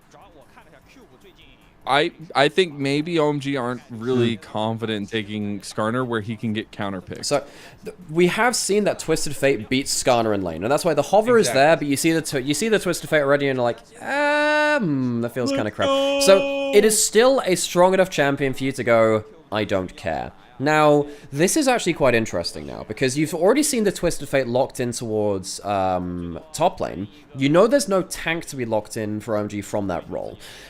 That means you're okay locking in Jhin, because Jhin sucks when the team has any more than, like, one tank. Now if you just ban out the jungle tank champions like Sejuani, and I think Sejuani's the only one that's really problematic, then Jhin gets to play against basically a full squishy lobby, and he's completely okay with that. So I think this is quite an intelligent draft. On 2-3 from LNG, I don't like the LeBlanc first pick, but at least knowing that the Skarner's not been locked in and you're not playing against the tanks, enabling the Jhin, that to me is quite heads up. First and foremost, I never want to hear Jhin and Sucks that close to each other in a sentence ever again. Secondly, I'm a huge fan of this because it gives so much utility to the stronger points of the roster. So I think it's going to be really interesting to see Gala in 2 games back-to-back be more of that kind of utility. Yes, Senna can have a lot of strength later, but now we get the Camille ban by LNG. So they don't want any taste of their own medicine in 2 different fronts here. I guess 3 different fronts. Do you think we get continued engage presence bans from OMG? Okay. They look towards the combo with the LeBlanc as well. Ah, you know what? This is a different conversation. I was talking about Twisted Fate's going towards topside. It's Angel in mid lane. Of course he can play that Twisted Fate. He played it a lot in spring as well. I just completely slept on that. That's absolutely something that we need to highlight. Angel, one of the most famous Twisted Fate players in the LPL. He made a World Finals playing Twisted Fate in Twisted Fate meta back in 2020 on CMA. And he can match LeBlanc. And it can absolutely match LeBlanc as well. It's been one of the more fun matchups in the past because, of course, LeBlanc can't dash away from the wildcards. Or the pick a card, rather. See where that flexibility is going to go, at least. Oh. OMG going to pull the trigger on a rising prio pick recently. It is the Karthus jungle here. So, double globals. You can have the Twisted Fate porting in, gold carding, and trying to one-shot people with the Karthus ult as well. That's very important for that. And one thing we said at the end of Game 1 was LNG have used their Nidalee pick. You cannot pick anything that you have picked in previous games. You can use anything the enemy team has used, but not your own picks you picked from previous games. That means you don't have the Nidalee to go into Karthus' jungle and kill him. You need something that can either match the Karthus or find a way to accelerate the game before he is relevant. Stuff like engaged champions can work like that. Graves can kill Karthus in 1v1s, but it is a risky prospect. It is much harder to play than the Nidalee they played in Game 1. I really like the Graves. I know it's going to be risky to pull it off. Okay, you're going to have to sell me on this. Sell me on it, Mazel. Well, I just, more so because I get to see a really good moment for Jhin to set up other champions in a lot of ways for this composition. So if Gala's on point, I feel like this comp melds really well together. But it's all going to be if Gala's actually having a really good game, and it's going to be kind of hidden from that, right? We do get the Scion locked into the Skarner matchup, so it's not going to be that TF. It looks like it's going to be the TF mid for Angel to go into the LeBlanc for the side lane matching, but we got to see what this Scion can do into Skarner. The Scion to Skarner to me is just like, I'm going to farm up, and then I'm just going to stand in front of Jhin skill shots eventually. That's probably the plan. I'm interested to see how much value Cube will get out of that pick. Cube, huge frontline player for OMG. Back in spring, he was the Udyr merchant. He played so much Udyr, folks. And I was worried in Fearless what he was going to do without that pick. He had the Xante in Game 1. I think on an individual level, he was fine. Now going on to the Scion in Game 2, again, just playing that tank frontline style, which maybe can hinder that Jhin, and make use of that last pick to say, okay, that TF can go towards that mid lane, flex the tank towards top. So I think a lot of this game, especially earlier on, is going to rely on jungle matchup here and how Xiaofeng can kind of stay away from Weiwei in some extent. Because as the Karthus, and I think what we saw to success in the first couple days of LPL was just hope to get to late game. Like, you can have some interaction around some objectives, some good team fight. You can like sacrifice yourself, but really you're looking to hard farm and get to points where your Requiem is decimating the enemy team. Yesterday we saw Wei. Oh yeah, we saw Wei playing the cards. Now we have Wei. Okay, whatever. No, he's not played the cards just yet, but you know. Anyway, that'll be a fun thing. But yes, when we saw Wei playing, he went towards the Dark Harvest. He was looking to be kind of like a more teamfight cleanup champion. I think in this kind of game against so many squishy champions that are quite mobile, the likes of the Graves and LeBlanc, yeah, opening up with that ult can be really important. It is another Dark Harvest. I wonder whether it should have been something like that first strike again, just to be that opening upfront damage. Yeah. Ultra Prime used it for Hacker as well, trying to just keep the aggression away. So, like, he had made some really rough mistakes aggressive-wise. Like, he was just overextending and stuff in the first game. And goes game 2, just chills back, hits R to pick up, like, 3 kills throughout the early part of the game. And there you go, easy peasy. We do see the picks here, though. We have the first strike for the LeBlanc. So Scout having a little bit more of that poke. We also have that Hail of Blades for the Varus. Yeah, and we have seen some first strike on the Varus as well. The big thing about first strike for people who've not tracked the changes coming in from MSI to Summit is first strike does, particularly on ranged champions, a lot less damage, but it does give you a lot more gold right now. So the base damage from first strike went from 8% bonus damage down to 4%, so it's halved in terms of the extra damage that you get on that. But then the gold which you get used to be in early game base 5 gold that you get. And that's base 15 every time you proc it. You can get a lot of gold out of laning phase. And a little note to see if it actually ends up in anything. Cube did leash for Xiaofeng, so it was pretty late to the lane up there. Should see some pretty heavy health trades in mid lane. Scout already getting the better of Angel a little bit there. Scout's doing... so this is really fun, by the way, folks. One of the new things in the runes as well, sudden impact, very strong. So you see the ignite dropped on bot side. Ooh, that's a lot of damage on Hung. He has no real way out of this. No heal, nothing. He's just going to have to burn the flash. Nicely done there from PP God on that Nautilus to make sure he can force that rel back a little bit. But yes, thing about the sudden impact is that it's less on the... What the heck is that hook? Oh, man, right, okay, let me talk about runes, goddammit. Let me talk about runes. These players, they fight too much. It is the LPL, I guess. But sudden impact gives you extra damage on your next attack after you have dashed. It's on a 4-second cooldown, so LeBlanc, every time you W, gets like a big chunk of damage instead of the flat pen. Very good in early game, but also means that when you weave in auto attacks, it can be very, very impactful too. Little milestone there for Cube. 400 games in the LPL.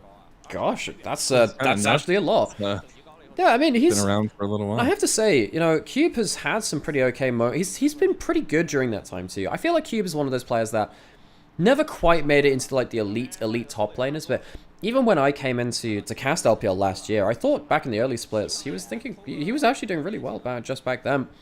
He's not quite been the star player of OG. He has been, again, just on tank duty, but player of his tenure knows when it's time for him to have his flowers and time for him to support the others. I think last summer was a little rough with Team WE, but the 2 years prior to that, he was with R-Ray and had some good moments. He was also getting subbed out occasionally there, but yeah, it's been nice to see him kind of overtake some of the maybe void that was left when Shanji is gone from OMG. Yeah. But hey, happens. Now, I do want to take a look at a little bit about these next entrances for both teams. LNG, they're definitely looking to use Weiwei to upset Xiaofeng's clear in any way possible, but we do have these objectives coming up sporadically within the next couple minutes. Yeah, and this is why, so you're talking about, you know, kind of going towards the objectives, disrupting that clear. This is where Fearless actually does make a difference, because as we said in that last game, Nidalee was really important for Weiwei in regards to just getting into the enemy jungle and keeping a lead over that opposing number. Can't do it as easily with the Graves. It's not just hit a spear, force a flash or a kill. You can definitely do that with Nidalee. With the Graves, it's a little bit more involved at that point. Your time to kill is a little higher, especially in the early game, compared to that Nidalee. So you need to be quite afraid of that one. Scout knows that he has a safe top side. He had his jungler put a ward over on Raptors and will spot Xiaofeng there now. Hung roaming into mid lane, level up on PP God, but doesn't have the flash to go into a play if it comes to it. Scout just going to get the better of the poke. They will end up spotting out PP God anyways. They also see that control ward, so they're going to use some of this pressure to get that. PP God going to stick around because you do have Xiaofeng right behind him. That dragon spawns just now. It is an Infernal Dragon. So an early Infernal Dragon, both these teams would be really nice. Yeah, just nice to get those stacking as well, because when you have two compositions with, you know, a LeBlanc that loves side lanes, Twisted Fate with a global, and the Scion that can roam from side lanes too. The way this comes back to dragons is, later into the game, if you want to play side lanes, you want multiple dragons, so you can choose to ignore dragons if you want. The first dragon of the game, and particularly the first 2 dragons of the game, can give you options later into the game to play around both these compositions. God, Scout is just getting the better, and that late flash signals his doom. That's a solo kill and a first blood for Scout. So we were wondering why the LeBlanc was first picked. Folks, this is why the LeBlanc was first picked. Angel, on his Twisted Fate, his comfort champion, gets absolutely busted by Scout. Solo kill in the mid lane, gets himself a huge CS lead, and that's going to open up bot side entrance for LNG. Angel can't really roam away from mid lane, doesn't have his ultimate yet either, and he's blown his flash. Huge win in that mid lane. Gives a strategic advantage over to LNG.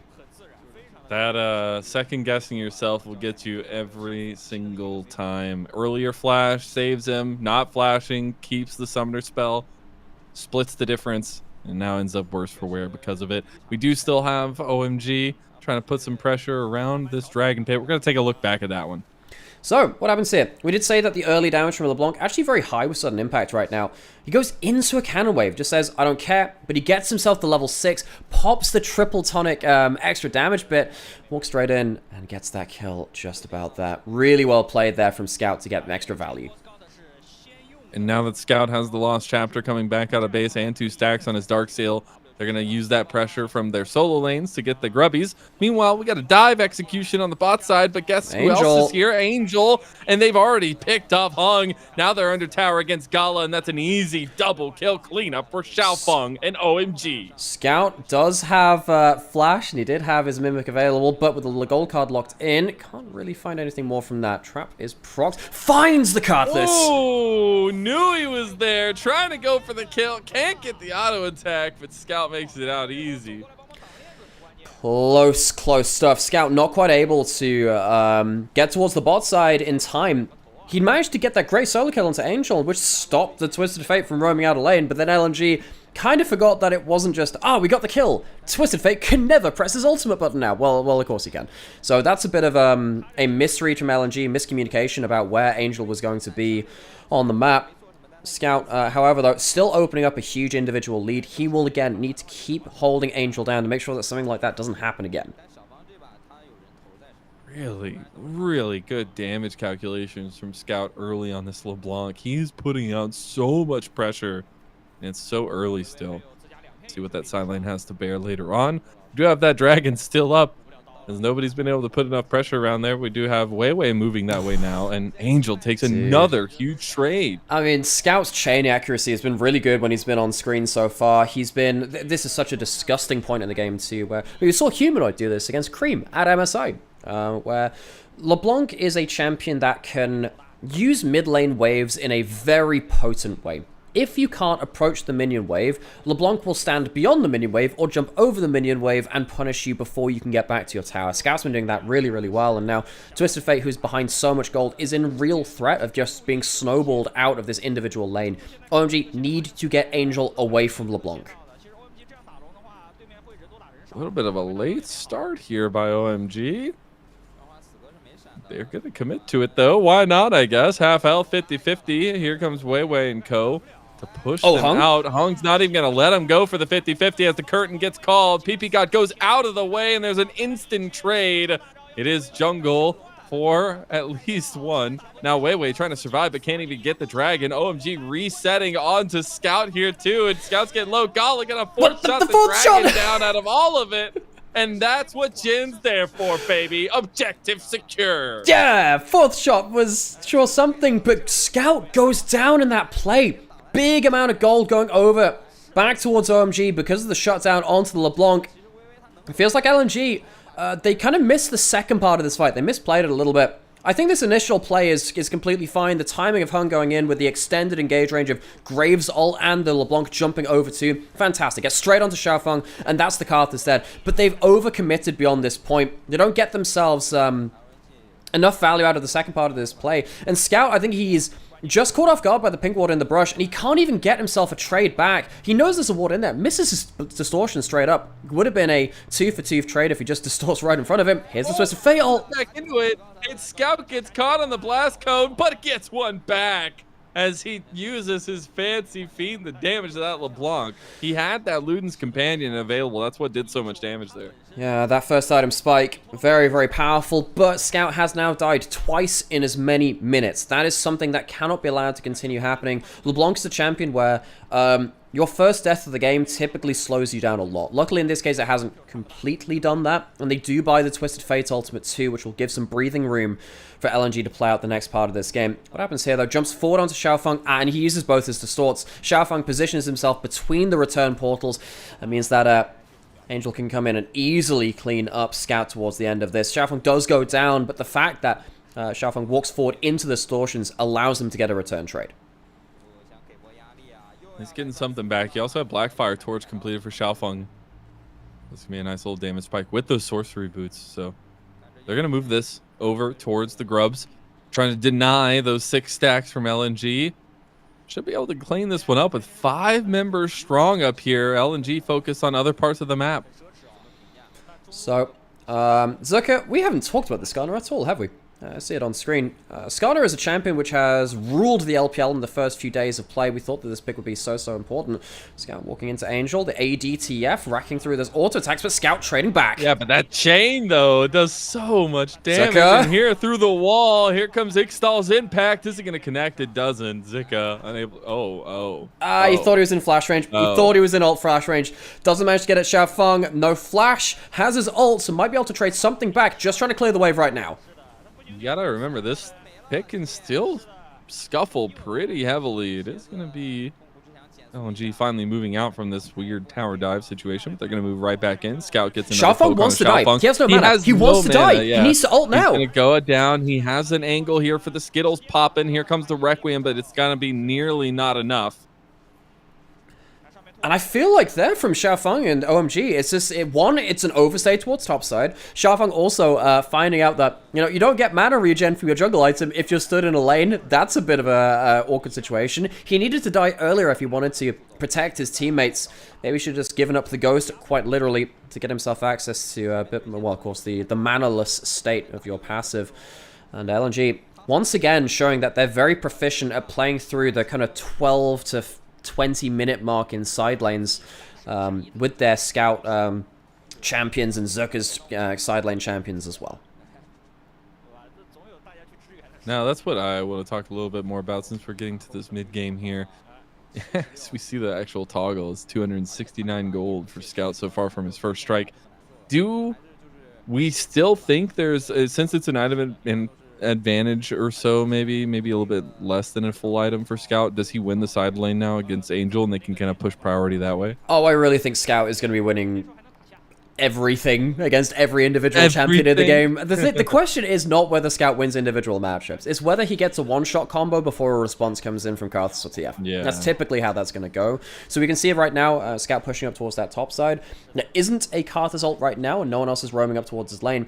And one of the things you can do with LeBlanc is, in fact, it's just, goddammit, you should have shown that on camera. That would have been great.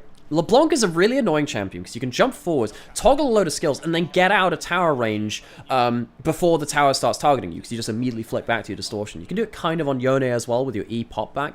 It means that you're very, very powerful at chunking people under turret. So watch for how Scout can use that as he pushes in on waves. Ooh, Gala out a little bit. He does have some teammates there. They're going to start the Rift Herald instead of being focused on the bot side. Zika locked down just a bit, does have the big rock in his arms. See LNG move down. Will be a 5-on-4 right now. They're going to get the hook in now as well, all the way in. PP God goes, but all the way down to re-engage from Scout. He does so much damage. A shotgun to the dome. Takes out Xiaofeng Requiem, but it's only a dream. As you do have that Q call coming out there. Q blocks all of it. It's going to be an interesting fight, but LNG, they seem to come out the better of it. I didn't quite expect the Requiem for a dream line, but that's a good one. I'll save that one for later. One thing which I also wasn't expecting as well is LNG to just buy into a straight up front-to-back 5v5. I don't think that's what their composition really wants, and you can see that. The hook into Varasalt combo is really hard for LNG's composition to deal with. They end up walking away with, well, not the Herald that didn't die. They walk away with, I guess, there's some even kills at the back of that too, but you can see the failings of this comp. They need to get multi-angled fights to allow the Jhin and the LeBlanc to get access to the backline. Oh, Scout trying to get out of there. Way secures the dragon right out there. Xiaofeng couldn't get anywhere close as he was still coming out from base. So it's going to be a second dragon for LNG. Two really good ones too as we take a look back at that fight. This is what I was talking about here. The hook. Varasalt comes in after that point. The Varasalt's going to start spreading because of the CC chain. The front line completely melts. I think that LNG really overestimated how quickly they could kill the first target. Scout has to put himself into a load of danger to get himself into kill range. And diving into a Karthus, even if you kill him, he's going to still do damage back. Very, very dangerous. Herald's going to get started again. Are LNG going to try doing the same type of fight again? It's very dangerous. Looking at PP God's hooks. Can he land on the Gala? About half health on the Rift Herald. Zika looking for an Ixtal's impact from the top side. We do have Scout finally arriving from the mid lane. TP coming down. That will be Q joining here. Ixtal's impact right into Q, but he's in the front line now. He goes ahead and gets the impale on a PP God. Angel's getting a little low. Deadly Flourish in. The Rift Herald goes over to Weiwei. LNG still trying to scrap this one out, though. Zika gets caught by the Chains of Corruption. PP God gonna miss the hook, as we do get a kill for Varus on this Skarner made him a little bit of Oh, snack out of Scout. Scorpion. Xiaofeng just gets completely caught up. I love that Scout can just kind of dissect these fights like this. Oh man, LNG, they somehow walk away with the Herald, and they walk away with a decent fight on top of that too. Feels like they're just kind of outperforming in the actual execution of team fights right now. He's going to walk up with the Herald.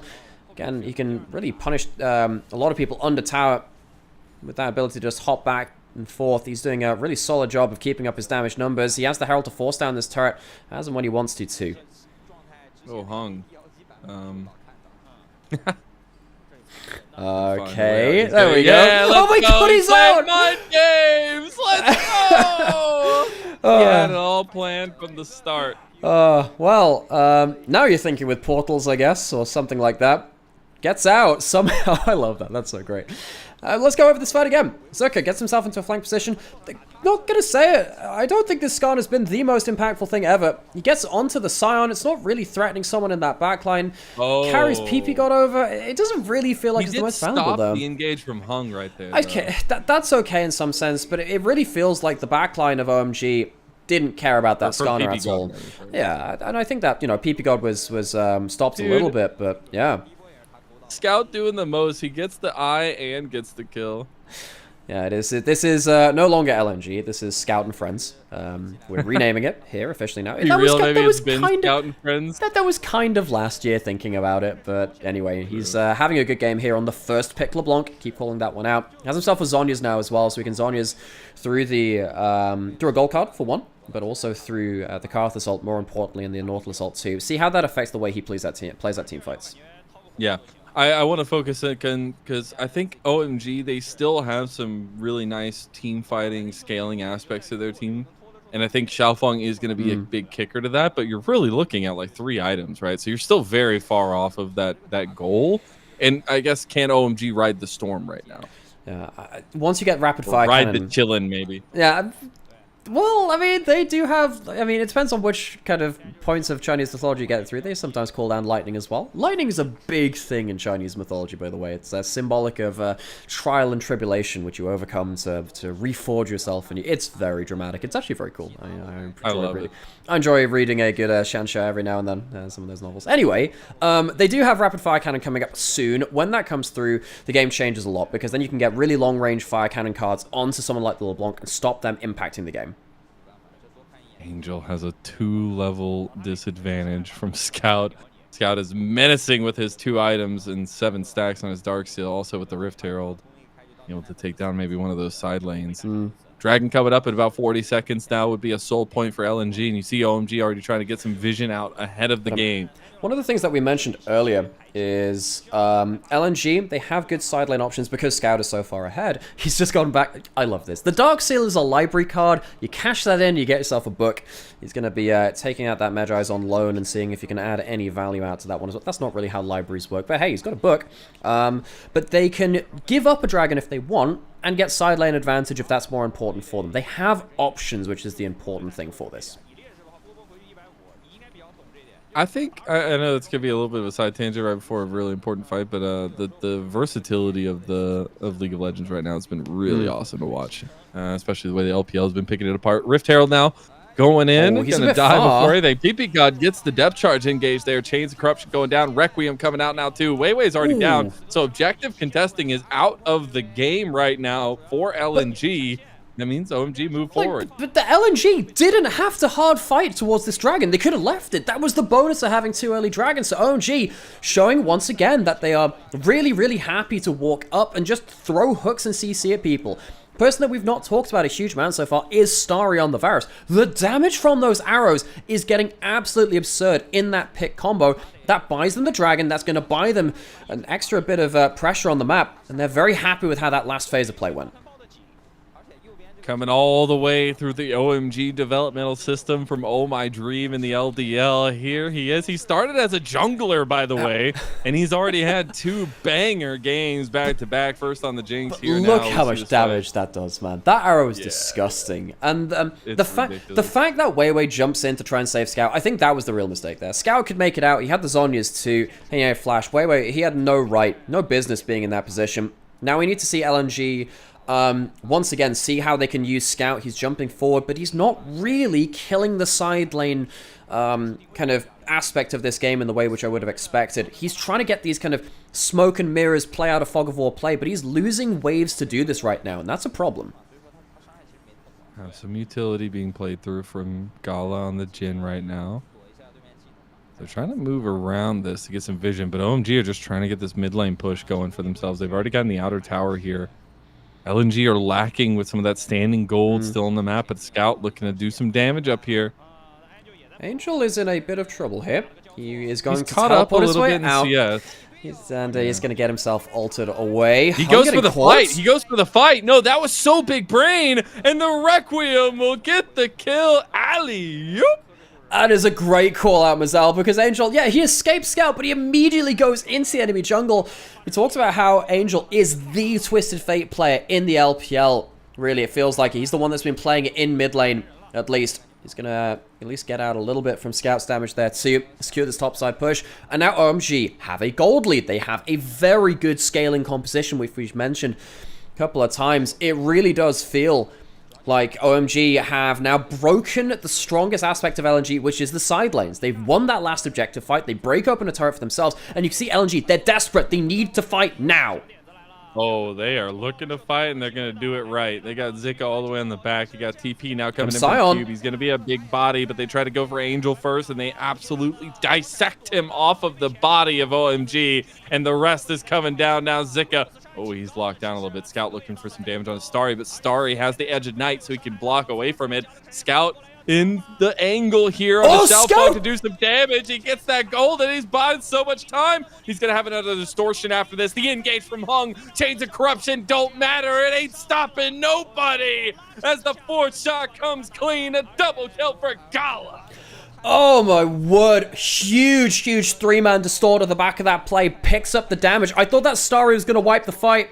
LNG, they looked for a big fight just as OMG hadn't found their resets, and they do manage to get it. Now, with Xiaofeng off the board, with no one really in range to contest from OMG, after LNG kind of threw the last few minutes of play, they get themselves a Baron and back into contention. Burn down this Baron real fast. The vision will just show what's inevitably going to go LNG's way. The Chillin has awoken and roared to life. We get all those Baron buffs, but we're going back to that replay right now. Let's have a look at how this works. Gala, long range on the Jhin means he can follow up from a little longer than you can on other different picks here. Gets himself the ult here too. But then after this point, it feels like LNG outpaced Gala a little too much. What happens with Xiaofeng here? So he walks up, tries to get himself towards that fight very quickly. Wall of Pain doesn't get that much value. And then you can just see Scout manages to get this huge kind of wraparound here without any CC available to them. Gets himself only the two-man distort, but it's onto two very important people. I feel like Xiaofeng just doesn't quite get the value he needs. If he'd managed to even just, again, die in the enemy team, maybe it would have helped a lot more. I wonder whether Xiaofeng could have gotten more value out of there. Again, he's got a lot of gold on this Karthus. If he gets himself good damage, I think LNG are going to melt. And we got to look at some item completions here, too. Yes, we have 3 items on Starry. We saw the use of that Edge of Night. The Shireldia's Grudge going to be big. We got the IE completed for Gala. He's going to be very close to Lord Doms as well, so he'll be able to have a little bit more damage behind the utility. And then you also have Scout, who looks like he's working towards maybe a Rabadon. Yeah, well, he's got 17 stacks. You know, that's a hell of a lot. He's got himself a lot of stacks from that one. Gold card walking forward. Fire Cannon, very important. We talked about how important that is. You have to do that with the Twisted Fates. It's such an important item for them. And once again, looks like it's front to back. LNG do not want to be messing around with flanks, I guess. They just want to be jumping straight at them. We got Dragon coming up now, so this is why we're seeing so much contest over the mid. We have Baron still alive for the Baron buff, at least, for another minute and a half for LNG. OMG going to move in after clearing that wave now, clearing some of this vision here. Gala almost half health, so he's going to have to do his damage from a distance.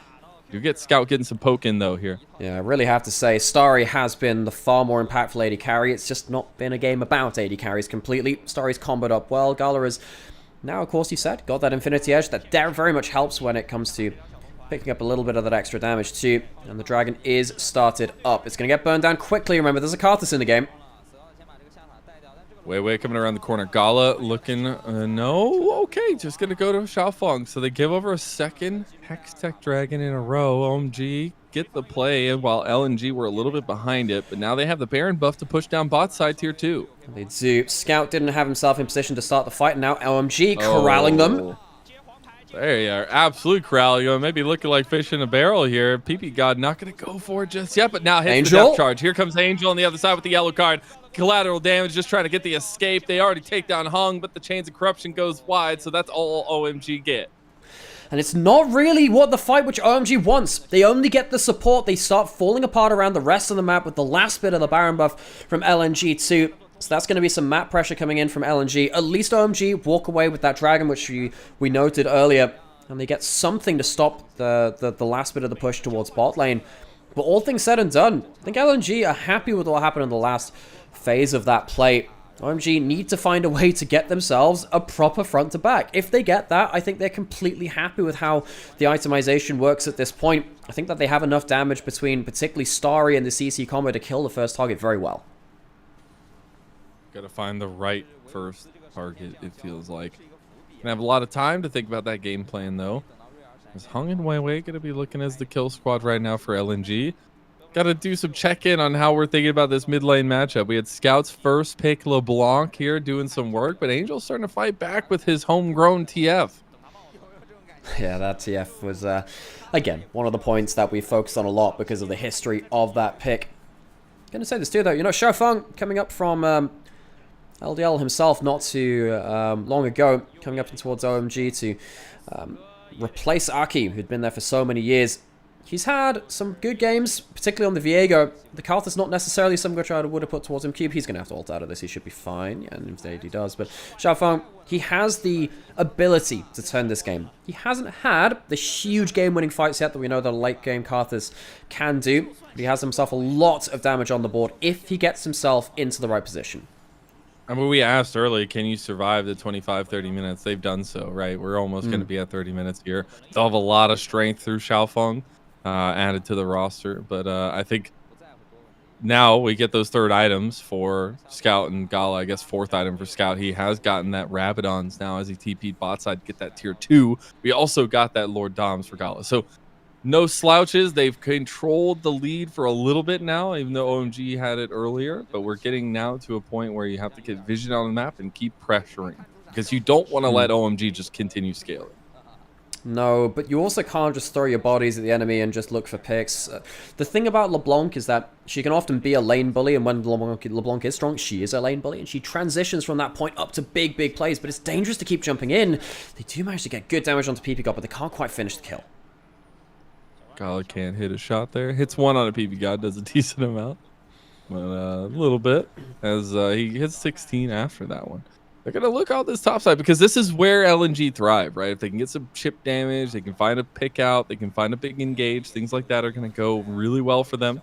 Trying to steal away this. Starry does complete his fourth item as well with the upgrade for the Manamune.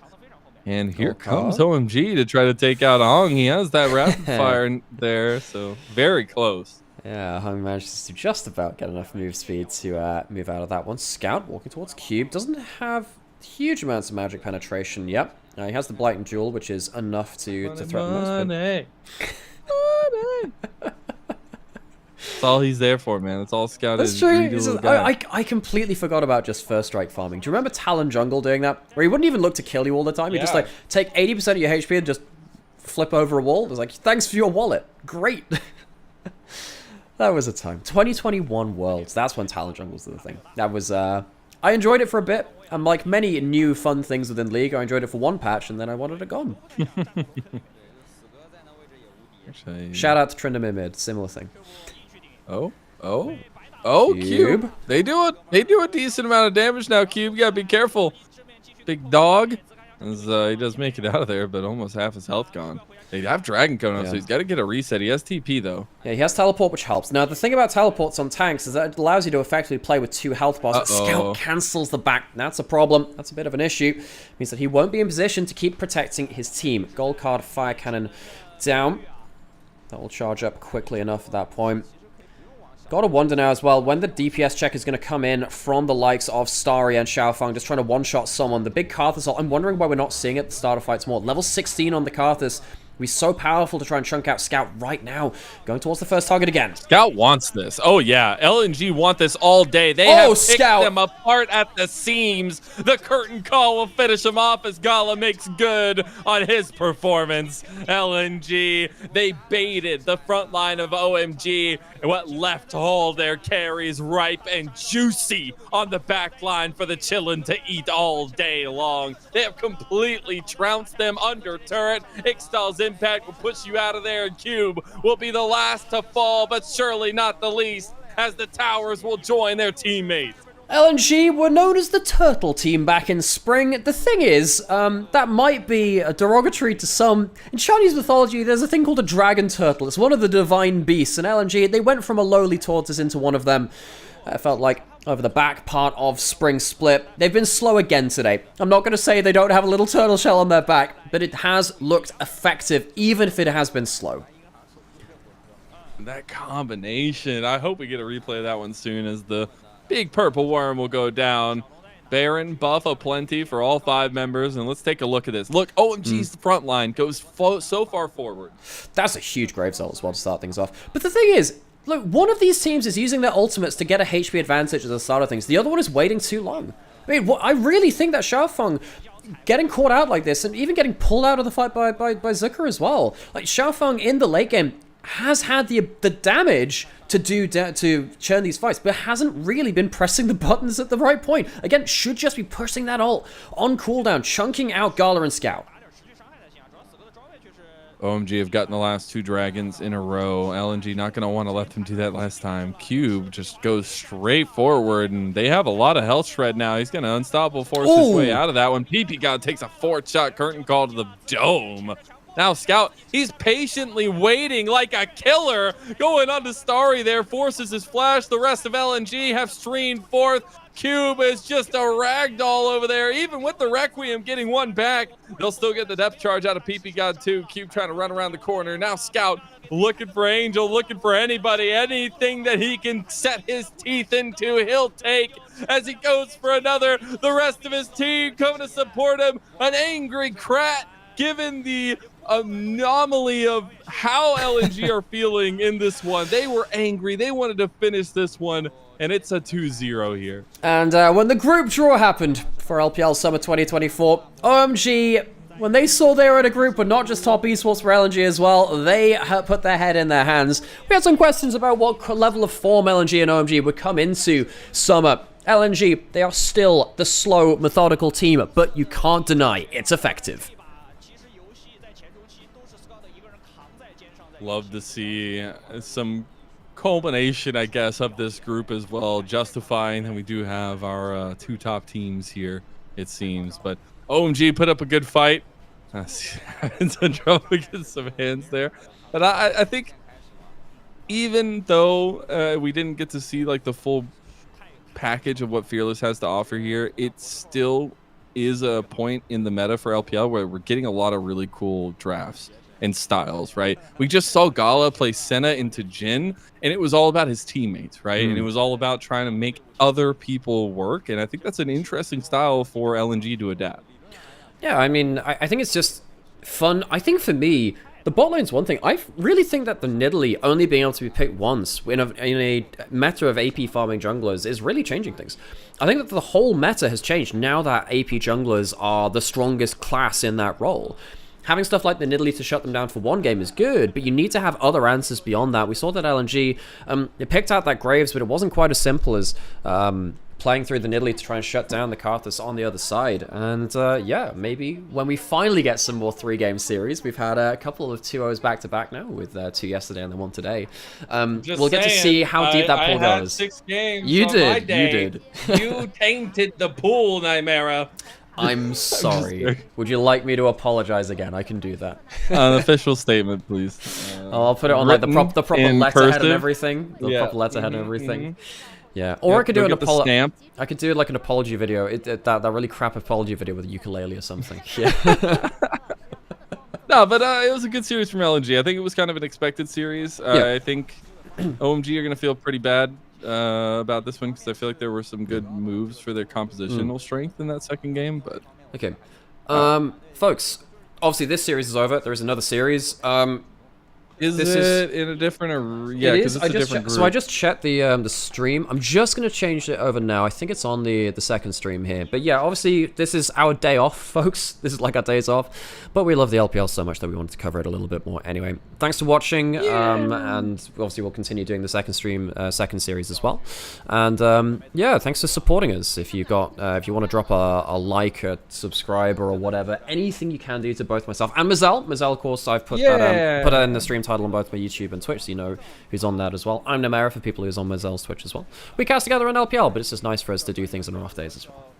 And we get a little practice in, which is super nice as a caster. Yeah, you can practice. I'm gonna step away. What? We didn't answer that question about the Vestaya thing. Well, I did. I said I wanted a stag beetle Vestaya. How cool would that be? Like having a tank stag beetle. I think that'd be great. What would you have? Have you thought about it yet?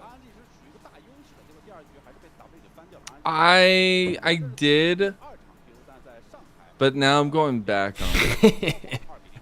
Good to know.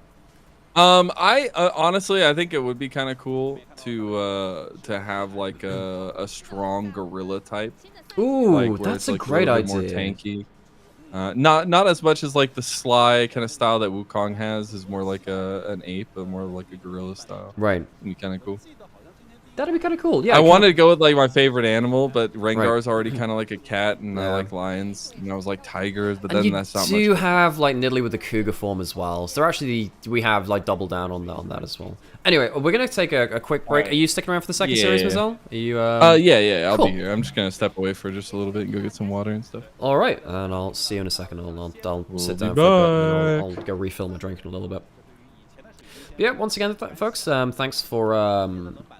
thanks for stopping by, and I hope you're enjoying the stream. Obviously, we'd love there to be an official broadcast on right now, because it means we get paid more on a selfish level, but two, it's just nice to have the production value of that too. But while that's not the case, and we don't have the resources for that, thanks for stopping by here and helping us do our thing. There are plenty of co-streamers out there, folks, if you prefer the more co-stream kind of experience, but if you prefer the more, I guess, formal broadcast where we sit down and we cast, no cams on screen and stuff like that, then stop by. Tell your friends about us if you have them. Yeah. If you don't have friends, make friends. We'll be your friends. We'll be your friends, but then, well, that's very parasocial actually. We'll get to that later, but make friends here, or make friends and then invite them here. Yeah. You can have watch parties watching our watch party. It's gonna be great. Anyways, I'm gonna step away. I will be back. Cool. I'm gonna leave this on here for a bit. I'll leave it on no cam, and I'm gonna go to take a break real quick. Ugh.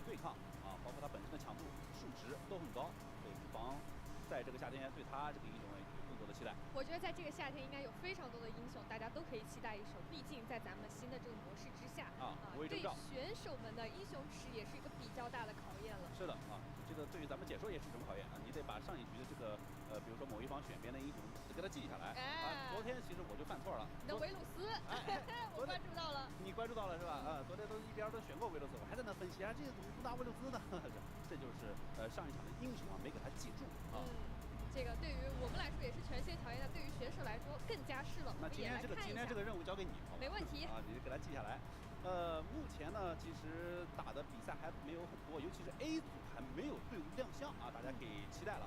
那 B 组、C 组和 D 组呢，都已经有队伍的出场了。那今天第一场比赛已经结束了啊，好快！苏州 LNG 坐镇主场2比0战胜了前来挑战的 OMG，而7点钟准时开打了，就是 WBG Tap Tap 对阵 IG，两支战队在此前的首个比赛已经都有登场了。一边 WBG 是1比2输给了 NRP， 而 IG 在先下一城的情况下，也同样被 UP 翻盘。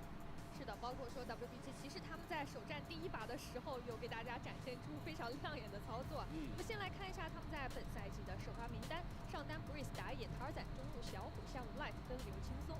这个基地丝血翻盘，还是有让大家小小激动了一下，但是没有想到随后就被让1追2了。哎，对，当时那个翻盘看的也热血沸腾，因为当时我正好也还在现场看那场比赛，就当时。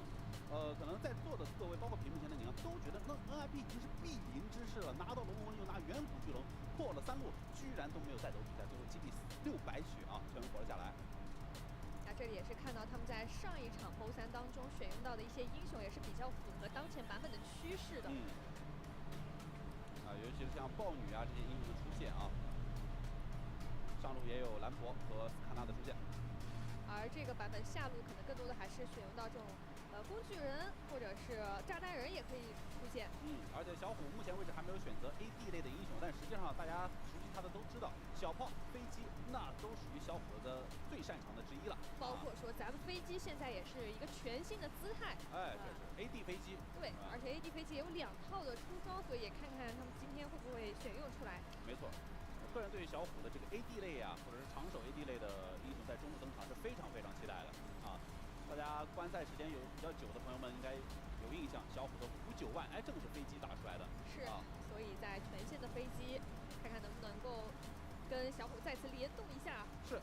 现在大家看到的这一场屏幕上啊，就是当时 WBG 和 NIP 的第一场比赛。当时 NIP 是屡次兵临城下啊，但是 WBG 就是死咬着最后一口气把基地给守住，韧性也是非常强劲。是，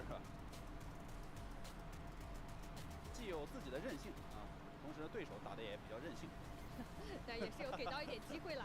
是的，给了挺多机会的那场。但不得不说，对于 WBG 来说，在上一个 BO3还有一个比较严峻的问题是，他们在一整个 BO3当中只吃到了1条小龙。感觉在今天的比赛上还是要比较多注重一些野区的资源吧。确实如此，是资源的掌控啊，尤其是刚才也讲到了，就是这个夏季赛一开始虚空潮虫它的这个经验对于打野的帮助是很大很大的。就是有的时候你会感觉我刷一组潮虫，对面打野刷个2、3组野，我这个刷潮虫还领先啊。刚才也跟大家看了 WBG Tap Tap 的先发火，我们同样看看他们今天的对手 IG， 上路是自然，打野是 GLFS， 中路 Nelly， 下路小安和 Vampire， 又是全新的青春风暴。是的。上单选手只有是05上，然后打野选手06都非常年轻，现在都05后都开始打职业了啊！是的，我甚至今天之前第一次听说05后这个概念，以前咱们都讲00后，00后。是，时代在进步啊，新鲜血液，看看能不能够灌注到 IG 这一支队伍当中。你看中路 Nanny 选手，他也是一名非常有这个奉献精神的选手，他在 IG 这支队伍其实打过多个位置的啊，现在在中单出现的，也比较全能了。是的。选用到的英雄也是各个风格的都有。包括安妮也有登场的。你看看，不愧是这个年轻选手，血腥程度就是高啊。就是高啊。这是跟 UP 打的揭幕战啊。当时第一场比赛 IG 打的是非常的快速，非常的血性，进攻如超手一般，快速把 UP 突破啊。在我当时以为 IG 可能快速的要2比0这场比赛过后 ，UP 反而YouTube stream is lagging hard. Can I change that? Right. Let me. Yeah, I've seen some notifications about that. Stream's breaking? Okay. Right, how do I fix that? Okay, maybe that'll help. Sorry, folks. It's probably because I'm streaming on Discord and YouTube and Twitch. Yeah, I'm seeing if I can fix that, folks. Network.